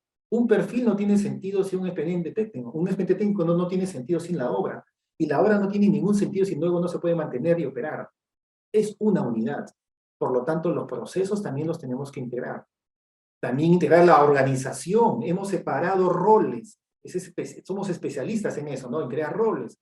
UF, UEI, área usuaria, OEC, los separamos. Y a cada uno con funciones diferentes. Y en ninguno tiene funciones comunes.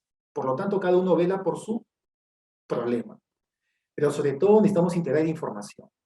En resumidas cuentas, vean ustedes, El mundo ideal sería algo así, ¿no? ¿Qué queremos en el Perú? Y en el mundo queremos una inversión, un proyecto, una obra pública que sea rentable socialmente, que sea construible, es decir, del expediente a la ejecución al toque nomás, sin detenerme demasiado, operable, mantenible, usable y sostenible. Esto sería el ideal. Pero para conseguir este ideal necesitamos integrar todas las especialidades que por definición, si alguien ha visto, por favor, cómo se hace un expediente técnico, porque mucha gente habla de expediente técnico y nunca ha visto cómo lo hace. Te vas a dar cuenta que son 15, 20 personas que trabajan separadamente porque juntas no pueden, no tienen el mecanismo. Entonces necesitamos integrar estos sistemas. Y a estos sistemas incluye también la preinversión. Pero para integrar estos sistemas necesitamos integrar los procesos. Y estamos acostumbrados a separar los procesos, y está bien, hay que separar los procesos, pero luego hay que ser conscientes que tengo que integrarlos nuevamente. ¿A qué me refiero? Por ejemplo, el ciclo del INVIERTE-P. La formulación, la preinversión está por un lado, hay un actor determinado, ahí hay un proceso determinado, y luego lo separamos de la ejecución, del expediente técnico. Y el expediente técnico lo separamos, como hemos visto, de la ejecución misma. Y todo esto lo separamos de la operación y mantenimiento. Bueno, está bien, hay que separarlos en un momento por cuestión de orden, por cuestión de practicidad, pero luego no te olvides de juntarlo, es una unidad. Como no somos conscientes de eso, lo más común que tú ves en el día a día es a la unidad formuladora peleada con el proyectista peleado con el ejecutor peleado con el proyectista, peleado con el owner, ¿no? Y por supuesto, el ausente siempre de todo esto es el que va a operar y mantener. Nunca lo llaman, porque no somos conscientes de que tenemos que integrar los procesos, es decir, las fases y etapas del ciclo de inversión. Es más, lo separamos más porque cada uno tiene un contrato. O sea, contratos por todos lados.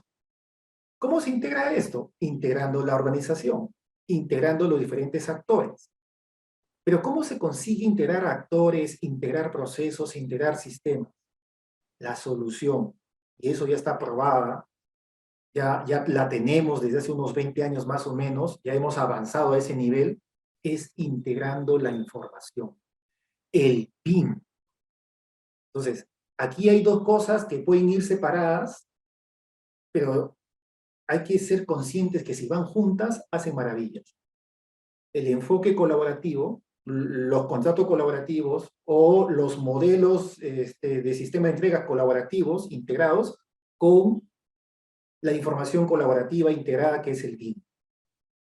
Y si a eso le juntas una gestión de problemas integral de todo este desorden en un equipo especial que puede ver todo esto y traducirlo en lenguaje más sencillo a la alta dirección, o sea, la PMO, ya tienen las tres patas adecuadas, ¿no?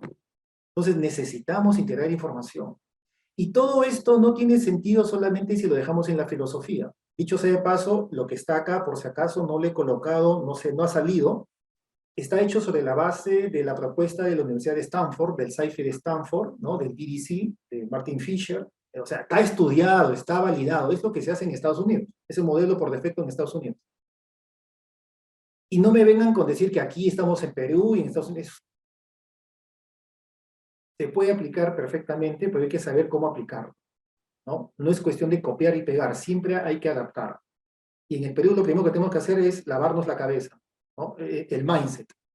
Y ahí tenemos que invertir bastante, poco a poco. Pero todo esto, decía, necesitamos algo más. Porque no basta buenas intenciones, no basta teoría. Todo esto tiene que aterrizarse en la parte, en acuerdos formales, legales. Ahí hablamos, ahí está el papel justamente, de los contratos colaborativos, de la norma. La norma tiene que aceptar esto acá, tiene que modelarse, o sea, tiene que... sin norma no podemos trabajar. Pero la norma es un segundo momento. Un primer momento es todo el tema de procesos. Y un momento, un génesis antes de eso es justamente el cambio de mindset, ¿no? Mindset, procesos, norma. Pero la norma se tiene que cambiar, se tiene que mejorar. Y eso, sin eso, la gente no va a trabajar, ¿no? Y hablando de BIM, creo que hace rato dije que iba a terminar. Ahora sí termino. El BIM, vean ustedes, el BIM, para que se den cuenta lo que es el BIM. Bueno, según el ISO del BIM, el Building Information Modeling, es el uso de una representación digital, ya no hablamos de puntos, líneas y curvas en papel, compartida en un activo, de un activo construido, digamos una edificación, para facilitar sus procesos de diseño, construcción y operación. La única forma de juntar a perro, pericote y gato es dándole una herramienta fundamental que pueda compartirse y trabajarse en conjunto, el modelo BIM. Eso es. Y teniendo este modelo, esto representa una base confiable para la toma de decisiones. Y no hay que ser especialista en BIM. O sea, el BIM, tú puedes enseñarle a un alcalde que no sabe nada de ingeniería, o a tu jefe que no sabe nada de ingeniería, solamente le enseñas lo que necesitas. Y le puedes hacer un paseo virtual por toda la edificación sin que ésta se haya construido físicamente, pero sí está construida digitalmente. Y si juntas a ingenieros expertos, todos pueden estar juntos en un big room, ¿no? Trabajando ingeniería concurrente. Y se minimizan los errores. Y ahí incluso puede estar participando el ejecutor, como hemos dicho. Que el ejecutor no participe del diseño, del expediente técnico, eso es crónica de una muerte anunciada. Para mí no tiene sentido hacer un expediente técnico sin el ejecutor. Claro, usted va a decir, oye, pues la norma no permite, habrá que cambiarla. Pero tú necesitas tener a quien va a hacer las cosas, al last planner, al último planificador, necesitas tenerlo en el comienzo.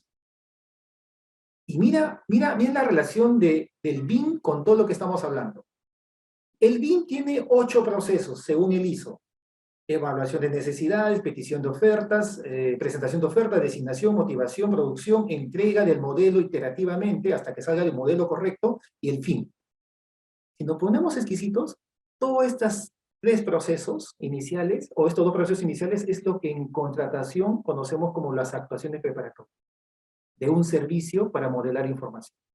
Este segundo proceso es la selección, y todo lo demás es la ejecución contractual. Entonces, el BIM no solamente es un software.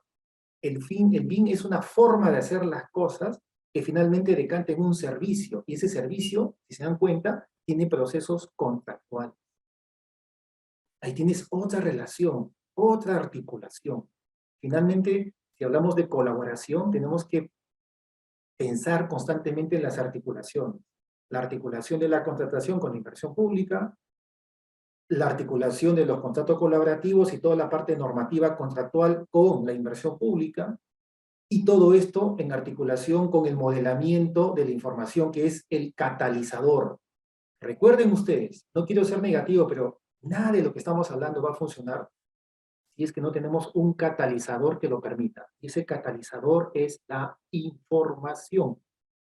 Lo cual no debería ser muy difícil de entender. Estamos justamente en la 4ª revolución industrial de la información, ¿no? Sin eso, nada. Y aquí tú lo ves claramente, ¿no? Los procesos ISO del BIM son en realidad procesos contractuales. Así de sencillo.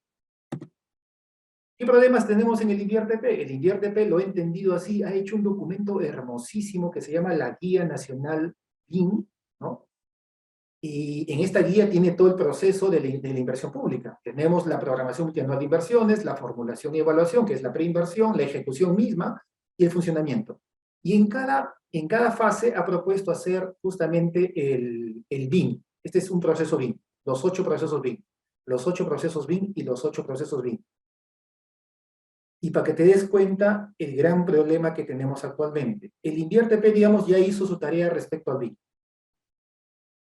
Pero ¿qué está haciendo? Está usando lo que actualmente la ley de contrataciones le permite. Y por lo tanto, está usando un proceso BIM para la formulación, otro proceso BIM para la ejecución, y otro proceso BIM para el funcionamiento. Perdón, en la ejecución tienen 2 procesos BIM, un proceso para el expediente técnico y otro proceso para la ejecución. ¿Qué significa eso? Que para ejecutar una obra pública vas a tener que hacer, además de todos los contratos, 3 contratos más, 3 concursos públicos más. ¿Cuánto tiempo te toma al país hacer un concurso público? Algunos dirán 3 meses, falso. En promedio te toma 6, 7, 1 año hacer un concurso público. Porque siempre se cae, hay impugnaciones y todo lo demás, ¿no? Entonces, 1 año de proceso para el BIM en la formulación. 1 año para el expediente y otro año para la ejecución. Y sin contar la misma ejecución, el mismo desarrollo del expediente, el perfil. Entonces, el INVIERTP sea adecuado a la lógica BIM internacional. Pero la lógica BIM internacional depende de los modelos contractuales y de la inteligencia contractual de la ley nacional.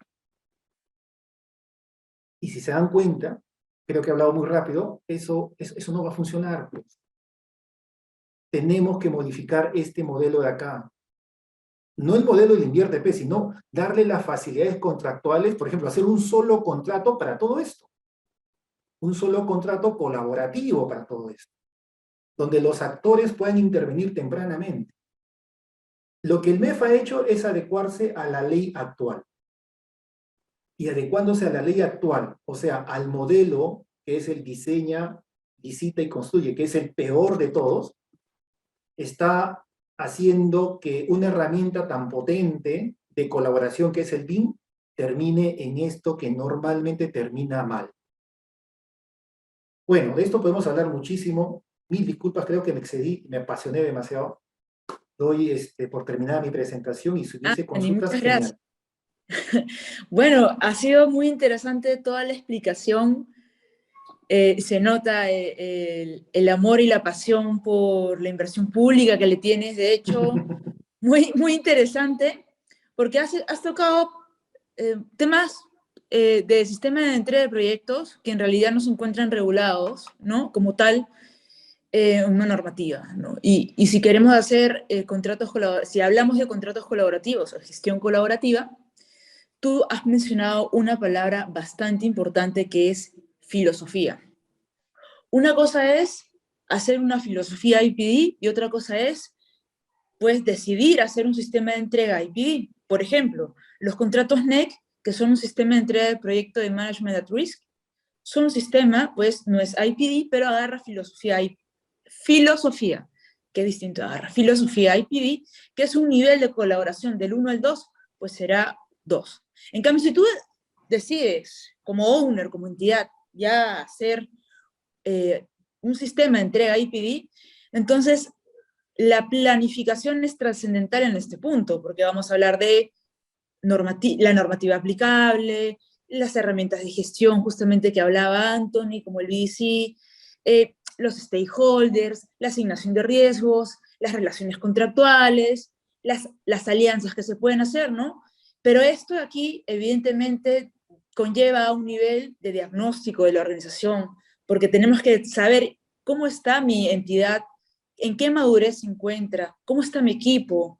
Y a este punto quiero llegar, porque es motivo del siguiente tema también con Amalia Moreno, y de hecho es todo un gusto por la tremenda experiencia que ha tenido Amalia, tanto con los Juegos Panamericanos como la reconstrucción con cambios. Por ejemplo, en este tema tan importante que es la barrera para formar gestores de proyecto en el aparato público. ¿Dónde estamos? ¿Cuáles son los retos? ¿Qué significa haber hecho o pasado por todo este proceso de transformación? Que aún todavía estamos en en esta etapa en la cual sentimos cierta resistencia al cambio por parte de los funcionarios públicos. Lo digo porque yo también asesoro conmigo empresas privadas y veo cómo responden, veo los miedos, qué pasa con Contraloría. Hay un montón de temas que, bueno, podríamos tener en discusión, así que sin más preámbulo le voy a dar pase a Amalia Moreno en estos momentos para que pueda exponer y conversar sobre ese tema tan importante. Amalia, por favor, adelante. Gracias, Anthony. Muchas gracias, Alejandra. Gracias a la organización por la invitación, a la Escuela de Gestión Pública. Creo que es bastante interesante lo que hemos escuchado esta mañana. Gracias, Anthony, por dejarme tan poco tiempo. Pero bueno, vamos a tratar de concentrarnos en esto que acabas de decir, Alejandra. De concentrarnos en quiénes tienen que ejecutar todo esto que hemos hablado hoy, que si podemos ir a un IPD, que si hay un contrato de alianza, ¿quién tiene que implementar? Dos actores importantes, el sector privado y el sector público. Y creo que en ambos lados hay un reto. Quiero empezar con una pregunta.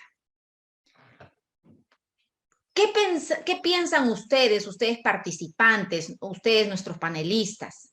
¿De dónde hemos tomado el modelo, por ejemplo, para los Juegos Panamericanos, del G2G, la aplicación de los contratos NEC, la aplicación de todos los sistemas informáticos, el e-government, etc. ¿De dónde tomamos? ¿De Reino Unido como país, como entidad estatal, o del sector privado de Reino Unido? ¿De dónde creen que vienen esto? ¿Dónde se gestó por ejemplo, esta lógica y filosofía de los contratos NEC? En el sector privado de Reino Unido. Y ahí mi primera reflexión. Toc, toc, sector privado del Perú. ¿Qué hacías tú mientras nosotros nos envolvíamos en litigios? Mientras el Perú se volvía cada vez más formalista. Y es que siempre hay esa mirada, y hago esta reflexión, porque cuando nosotros tengamos que llegar a, otra vez, a un punto de encuentro, porque yo escucho y aprendo mucho de lo que ustedes han señalado esta mañana, de todos estos nuevos mecanismos que hay. A mí me encantaría, y estoy viendo con mucho optimismo al sector privado, en el que ahora estoy viendo con mucho optimismo de cómo podríamos hacer ahora desde el sector privado, por ejemplo, la aplicación del NEC 4, con un dispute board ya, digamos, en su esencia, y tener esa experiencia donde la justificación ya no es la norma, estimados amigos. Porque siempre tenemos la justificación. Es que la norma del Estado peruano no me deja.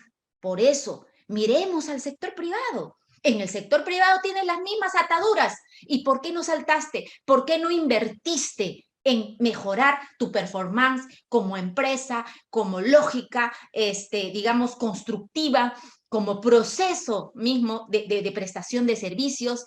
Yo creo que hay mucho que mirar, mucho que aprender ahí. Del lado público, por eso quería hablarles de esto, del lado público, nuestro gran reto es a largo plazo, pero nunca desmayar en que ese proyecto de largo plazo, que es la formación de los gestores públicos, no debemos de empezar hoy. Es decir, si bien es cierto que es un proyecto a largo plazo, yo lo he creído siempre, pero no había hecho nada. Estaba de la parte fácil, donde se escribían las normas, porque también en mi cabeza estaba en que las normas eran el problema. Cuando salto a los Juegos Panamericanos, me doy cuenta de que en realidad los que distorsionamos la norma, ¿quiénes éramos? Nosotros mismos, los funcionarios públicos, ayudados colaborativamente en esa distorsión por el sector privado, porque eso es lo que hemos hecho.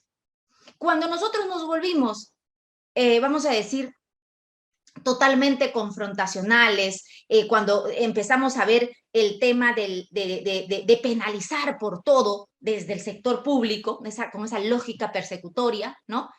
¿Cómo se acomodó el sector privado? Lamentablemente se acomodó esa circunstancia y nos malcrió en ese escenario. ¿Qué es lo que hacían los contratistas? Los contratistas, o en general proveedores, no contratistas solamente, ampliaban el plazo y te daban un plazo para que, o en el costo estaban ya las penalidades que tú les ibas a cobrar, y te dejaba a ti como funcionario feliz cobrando penalidades, dejaba feliz al Sistema Nacional de Control, porque creía que sí, ese tema punitivo se estaba cumpliendo, y sin embargo nos estábamos mal formando, porque hay algo que, Alejandra, tú has dicho hoy, y que es muy importante resaltar: hay que acostumbrarnos al resultado. O sea, todo este esfuerzo, ¿para qué es? Para obtener el resultado. Y eso es algo que nos hemos olvidado en el camino, porque creo que para nosotros, en nuestra lógica, es más importante el proceso, es más importante la herramienta que el propio resultado, ¿no? Entonces, ahí creo que las prioridades tenemos que empezar a darles escalas de valor. Pero ¿a quiénes tenemos que formar? Formar a los gestores públicos, sí, y formar también al sector privado, para que vayan en la misma lógica. ¿Cómo es que empezamos entonces en esta gesta? En los Juegos Panamericanos nos olvidamos de aquellas tercerizaciones, de ese temor absoluto que teníamos por asumir responsabilidades y decirle: oye, yo quiero que un organismo internacional me la haga para que yo no tenga responsabilidad. Esa lógica se desechó y dijimos: a ver, vamos a aprender. ¿Cómo hacen? Y es que Yo no sé si ustedes tendrán esa misma curiosidad, pero yo me moría de curiosidad. ¿Por qué les va tan bien a esta gente? A ver, allá en Europa, y a nosotros no nos va como a ellos. O sea, ¿qué tienen ellos que no tengamos nosotros, no? Y con esa osadía, a lo mejor dijimos, mira, vamos a empezar, a ver, vamos a empezar a descubrir qué cosa hay allí, que nos enseñe. Y empezamos a aprender de cero. ¿Y qué significó eso? El gran reto de poner, que creo que también lo ha comentado el doctor Gray y Anthony, ¿no? De poner la mente en blanco y empezar a aprender, ¿no? Nuevos esquemas. Y eso nos llevó a nosotros, sin querer, a un resultado que ni siquiera nosotros esperábamos. Pero ¿qué habíamos hecho sin darnos cuenta? Y eso es lo que yo quiero rescatar ahora. Habíamos formado un equipo que saboreó el éxito, el resultado, y que no estaba dispuesto a dejar ese impulso, ese trabajo en el camino. Por eso migraron mucho conmigo, a muchos de ellos migraron a reconstrucción para seguir aprendiendo, porque era como que, uy, se abrió un nuevo panorama, hay mucho por trabajar, a pesar de que la función pública no tenga una buena remuneración, no sea tan competitiva, pero hay una frase que nos acompaña, ¿no? A los funcionarios públicos, no se gana, pero se goza, ¿no? Entonces, ahí nosotros nos motivamos ¿con qué? Con el resultado, de hacer cosas nuevas. Es como que yo sentí, a pesar de la maraña de normas que teníamos, yo sentía que tenía la oportunidad de innovar. Yo decía, ¿cuántos de nosotros tienen esta oportunidad de estar sentados aquí y de hacer cosas nuevas? Pero, Alejandra, tú decías también un comentario que es muy importante. ¿Todos se habían comprado esa filosofía? No todos, porque la formación no se hace de noche a la mañana. Y hay quienes se resisten. Entonces tú dices, oye, yo le decía al project manager que pueda hacer tal cosa y no sé. Claro, pero ¿sabes qué, Alejandra? Te puedo decir que a pesar de todas estas turbulencias que me ha tocado enfrentar en estas últimas semanas, hay a nivel internacional gente que no solamente respeta, admira el trabajo, cómo se hizo la reconstrucción. ¿Por qué? Por la fuerza que tuvo en su momento, ¿no? ¿Para qué? Para expandirse y no tener miedo al fracaso. No tener miedo a decir en el intento puedo fracasar, porque también hemos podido fracasar. Y porque ese mismo impulso, y ahí ese es otro tema que quiero acompañar, de acuerdo a lo que se ha ido diciendo, ese mismo impulso es también formar a los líderes, no caudillos, líderes, ¿no? Entonces, si el líder en un proyecto quiere innovar, quiere investigar, quiere trabajar de manera transparente, con resultados, los de abajo poco a poco se contagian y van ayudando. Esto que parece una sesión de coach es lo que necesitamos. Alguien me dijo, Amalia, ¿pero qué es lo que tú hiciste entonces? ¿Llevaste un psicólogo y se rió? Sí, sí, tuvimos un coach. ¿Para qué? Para que nos haga creer a nosotros mismos que somos capaces de cambiar la historia y la gestión pública, que no hay más y que también el fracaso es una opción. El fracaso puede ser una opción y te tienes que preparar para ello. Y otra cosa que quiero reflexionar con quienes nos están escuchando y con quienes forman parte de la gestión pública es que no necesitan cambiar tantas normas para cambiar en este momento, hoy, la oportunidad de encontrar ese resultado. Nosotros desde la reconstrucción hemos aplicado también la normativa general, la ley de contrataciones del Estado, y no nos ha ido mal. Nosotros hemos hecho compras internacionales con la experiencia adquirida en los Juegos Panamericanos dentro de la pandemia y no nos ha ido mal. Todos miran cómo lo hemos hecho con nuestras normas y lo han hecho gente como ustedes, como yo, que somos de a pie. Entonces, yo creo que nos falta empezar a creer, primero, sacarnos de la cabeza que, ay, la norma está tan mal que entonces yo no puedo hacer nada. Falso. No digo que la norma esté perfecta, pero los primeros que tienen que cambiar, y por eso quería hablar de formación de gestores públicos, somos nosotros. Nosotros tenemos que hablar de forma. Por eso que cuando nace el ser humano, no es que en ese momento le estén enseñando sus derechos, sus deberes, ¿no? Lo forma primero, lo forma como ser humano y luego aprende todo el conocimiento que necesita para su vida futura. Y es lo mismo que necesita el gestor. El gestor necesita primero saber, oye, ¿qué significa ser un gestor de proyectos? Si yo les preguntara a alguno de ustedes, ¿qué me diría? ¿Cuál es la respuesta? Si yo soy un gestor de proyectos, ¿qué es lo primero que tienes que hacer? ¿Tienes que tener aversión al riesgo? No. tienes que convivir con el riesgo. Y eso lo tienes que saber en blanco y negro. Mi segunda pregunta sería, ¿tienes miedo al cambio, a la innovación? Si tienes miedo al cambio y a la innovación, no estás para este piloto. Mi tercera pregunta sería, ¿no? En lo que emprendes, ¿trabajas con integridad? Porque eso es algo que nos hemos olvidado nosotros. Todo lo que nosotros hagamos funciona bien por cómo lo hace la persona, por qué tanto entrega en ese proyecto. Y lamentablemente podemos ver también G2Gs que no están funcionando bien, que no tienen los mismos resultados. Y también podemos ver cómo algo que estaba funcionando, lamentablemente, como la Autoridad para la Reconstrucción con Cambios, hoy corre el riesgo de que no siga funcionando con el mismo impulso y con la misma integridad que se ha tenido. Y eso dependerá, ojalá que yo me equivoque, ojalá que trascienda, ¿no? los valores y el amor por nuestro país en cada uno de los que la dirigen. Pero lo que les quiero decir con esto es que somos las personas las que hacemos los modelos, las que aplicamos y hacemos que funcione. El propio G2G, vamos a decir, de la Autoridad para la Reconstrucción con Cambios puede fracasar, hoy puede fracasar.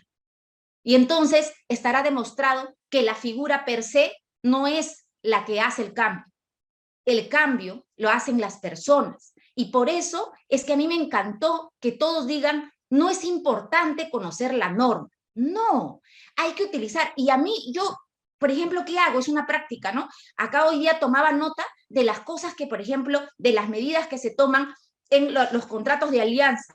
Y si yo estuviera en una oficina de administración, yo empezaría a aplicarlo. Me copio, porque sí se puede. No es que la norma te limite. Empiezo a copiarme cosas chiquitas y cuando empiezo a ver el cambio, nosotros hemos digitalizado dentro de la Autoridad para la Reconstrucción con Cambios todo nuestro sistema logístico. No le hemos pedido permiso a nadie.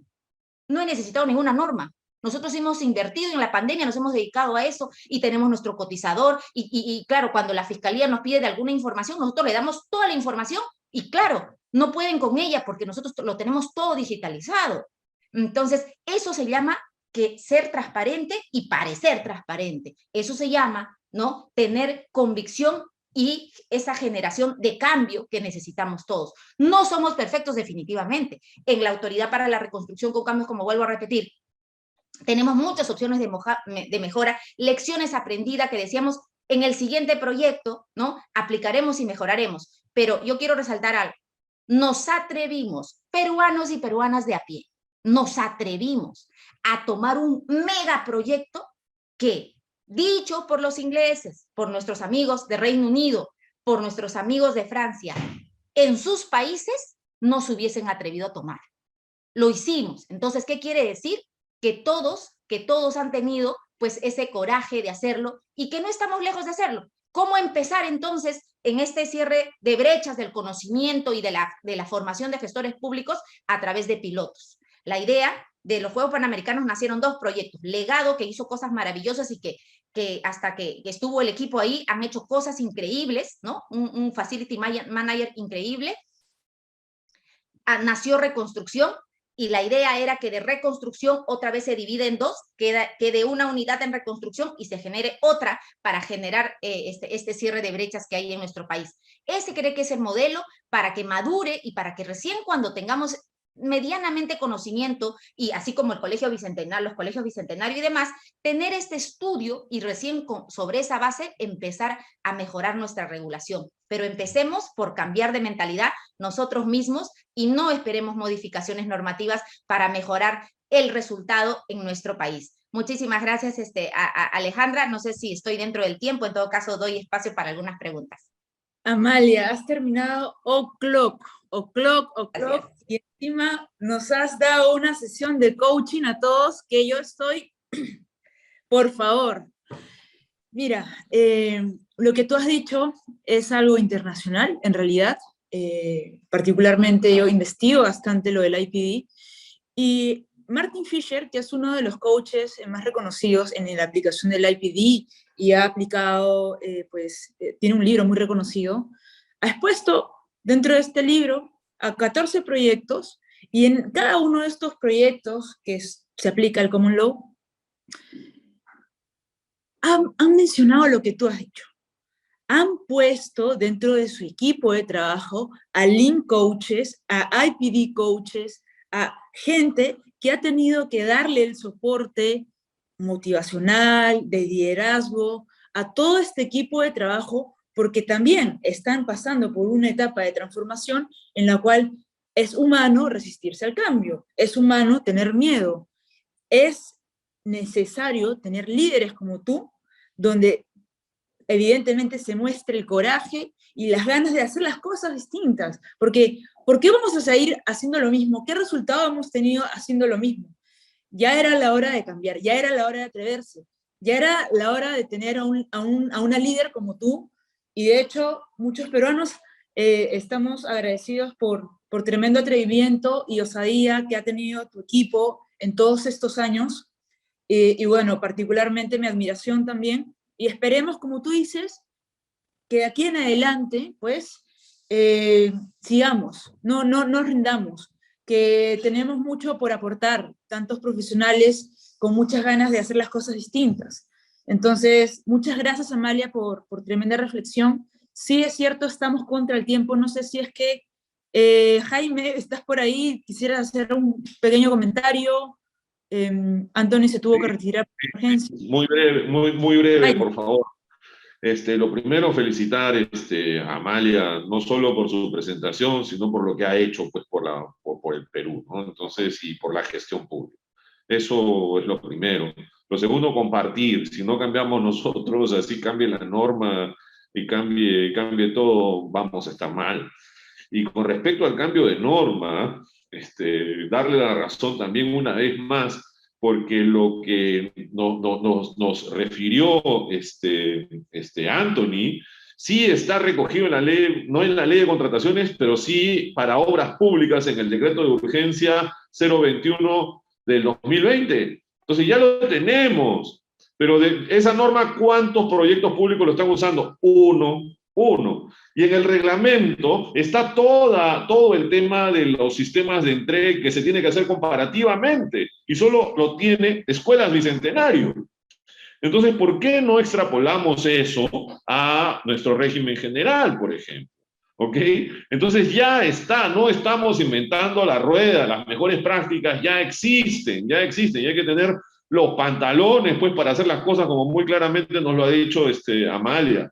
Entonces, adelante, ya la norma está, copy, paste, mejora, pulida, pero que no se quede en norma. Esto tiene que llegar abajo, a la directiva. Y ahí sí me preocupa, porque la directiva del decreto de urgencia 021, y lógicamente en el medio está el reglamento, estos temas los dejó costado. Entonces, por favor, para eso estamos todos nosotros personalmente, para darle entonces la interpretación que se tiene que dar. Y de acuerdo con Amalia, de acuerdo con Anthony, y en buena hora podemos hacer las cosas. Muchas gracias. Gracias, Jaime, muchas gracias por tus comentarios. Hagámoslo distinto, entonces, podemos hacerlo. Estoy muy agradecida en realidad por la calidad de expositores que hemos tenido el día de hoy. Igualmente, gracias a la Escuela de Gobierno por la invitación a invitarme a moderar tan apasionante tema, que en lo particular seguiré y seguiremos todos nosotros motivando para que se pueda hacer realidad más proyectos, inclusive a un nivel de alianza, como es lo que expuso Felipe Gutiérrez. Gracias, Felipe Gutiérrez, gracias a Anthony Moreno, gracias Jaime Gray, gracias Amalia Moreno por tremendo speech. Gracias. A todos, más bien yo he aprendido mucho hoy día. Muchas gracias por darme esa oportunidad. Hay mucho aprendizaje que me llevo esta mañana de todos los participantes. Excelente mañana. Muchas gracias, Alejandra, por haber manejado este panel de lujo. Agradecer a Jaime, a Amalia y a Anthony y Felipe, que tuvieron que salir. También quiero agradecer a todos los asistentes por haberse quedado hasta las últimas con nosotros.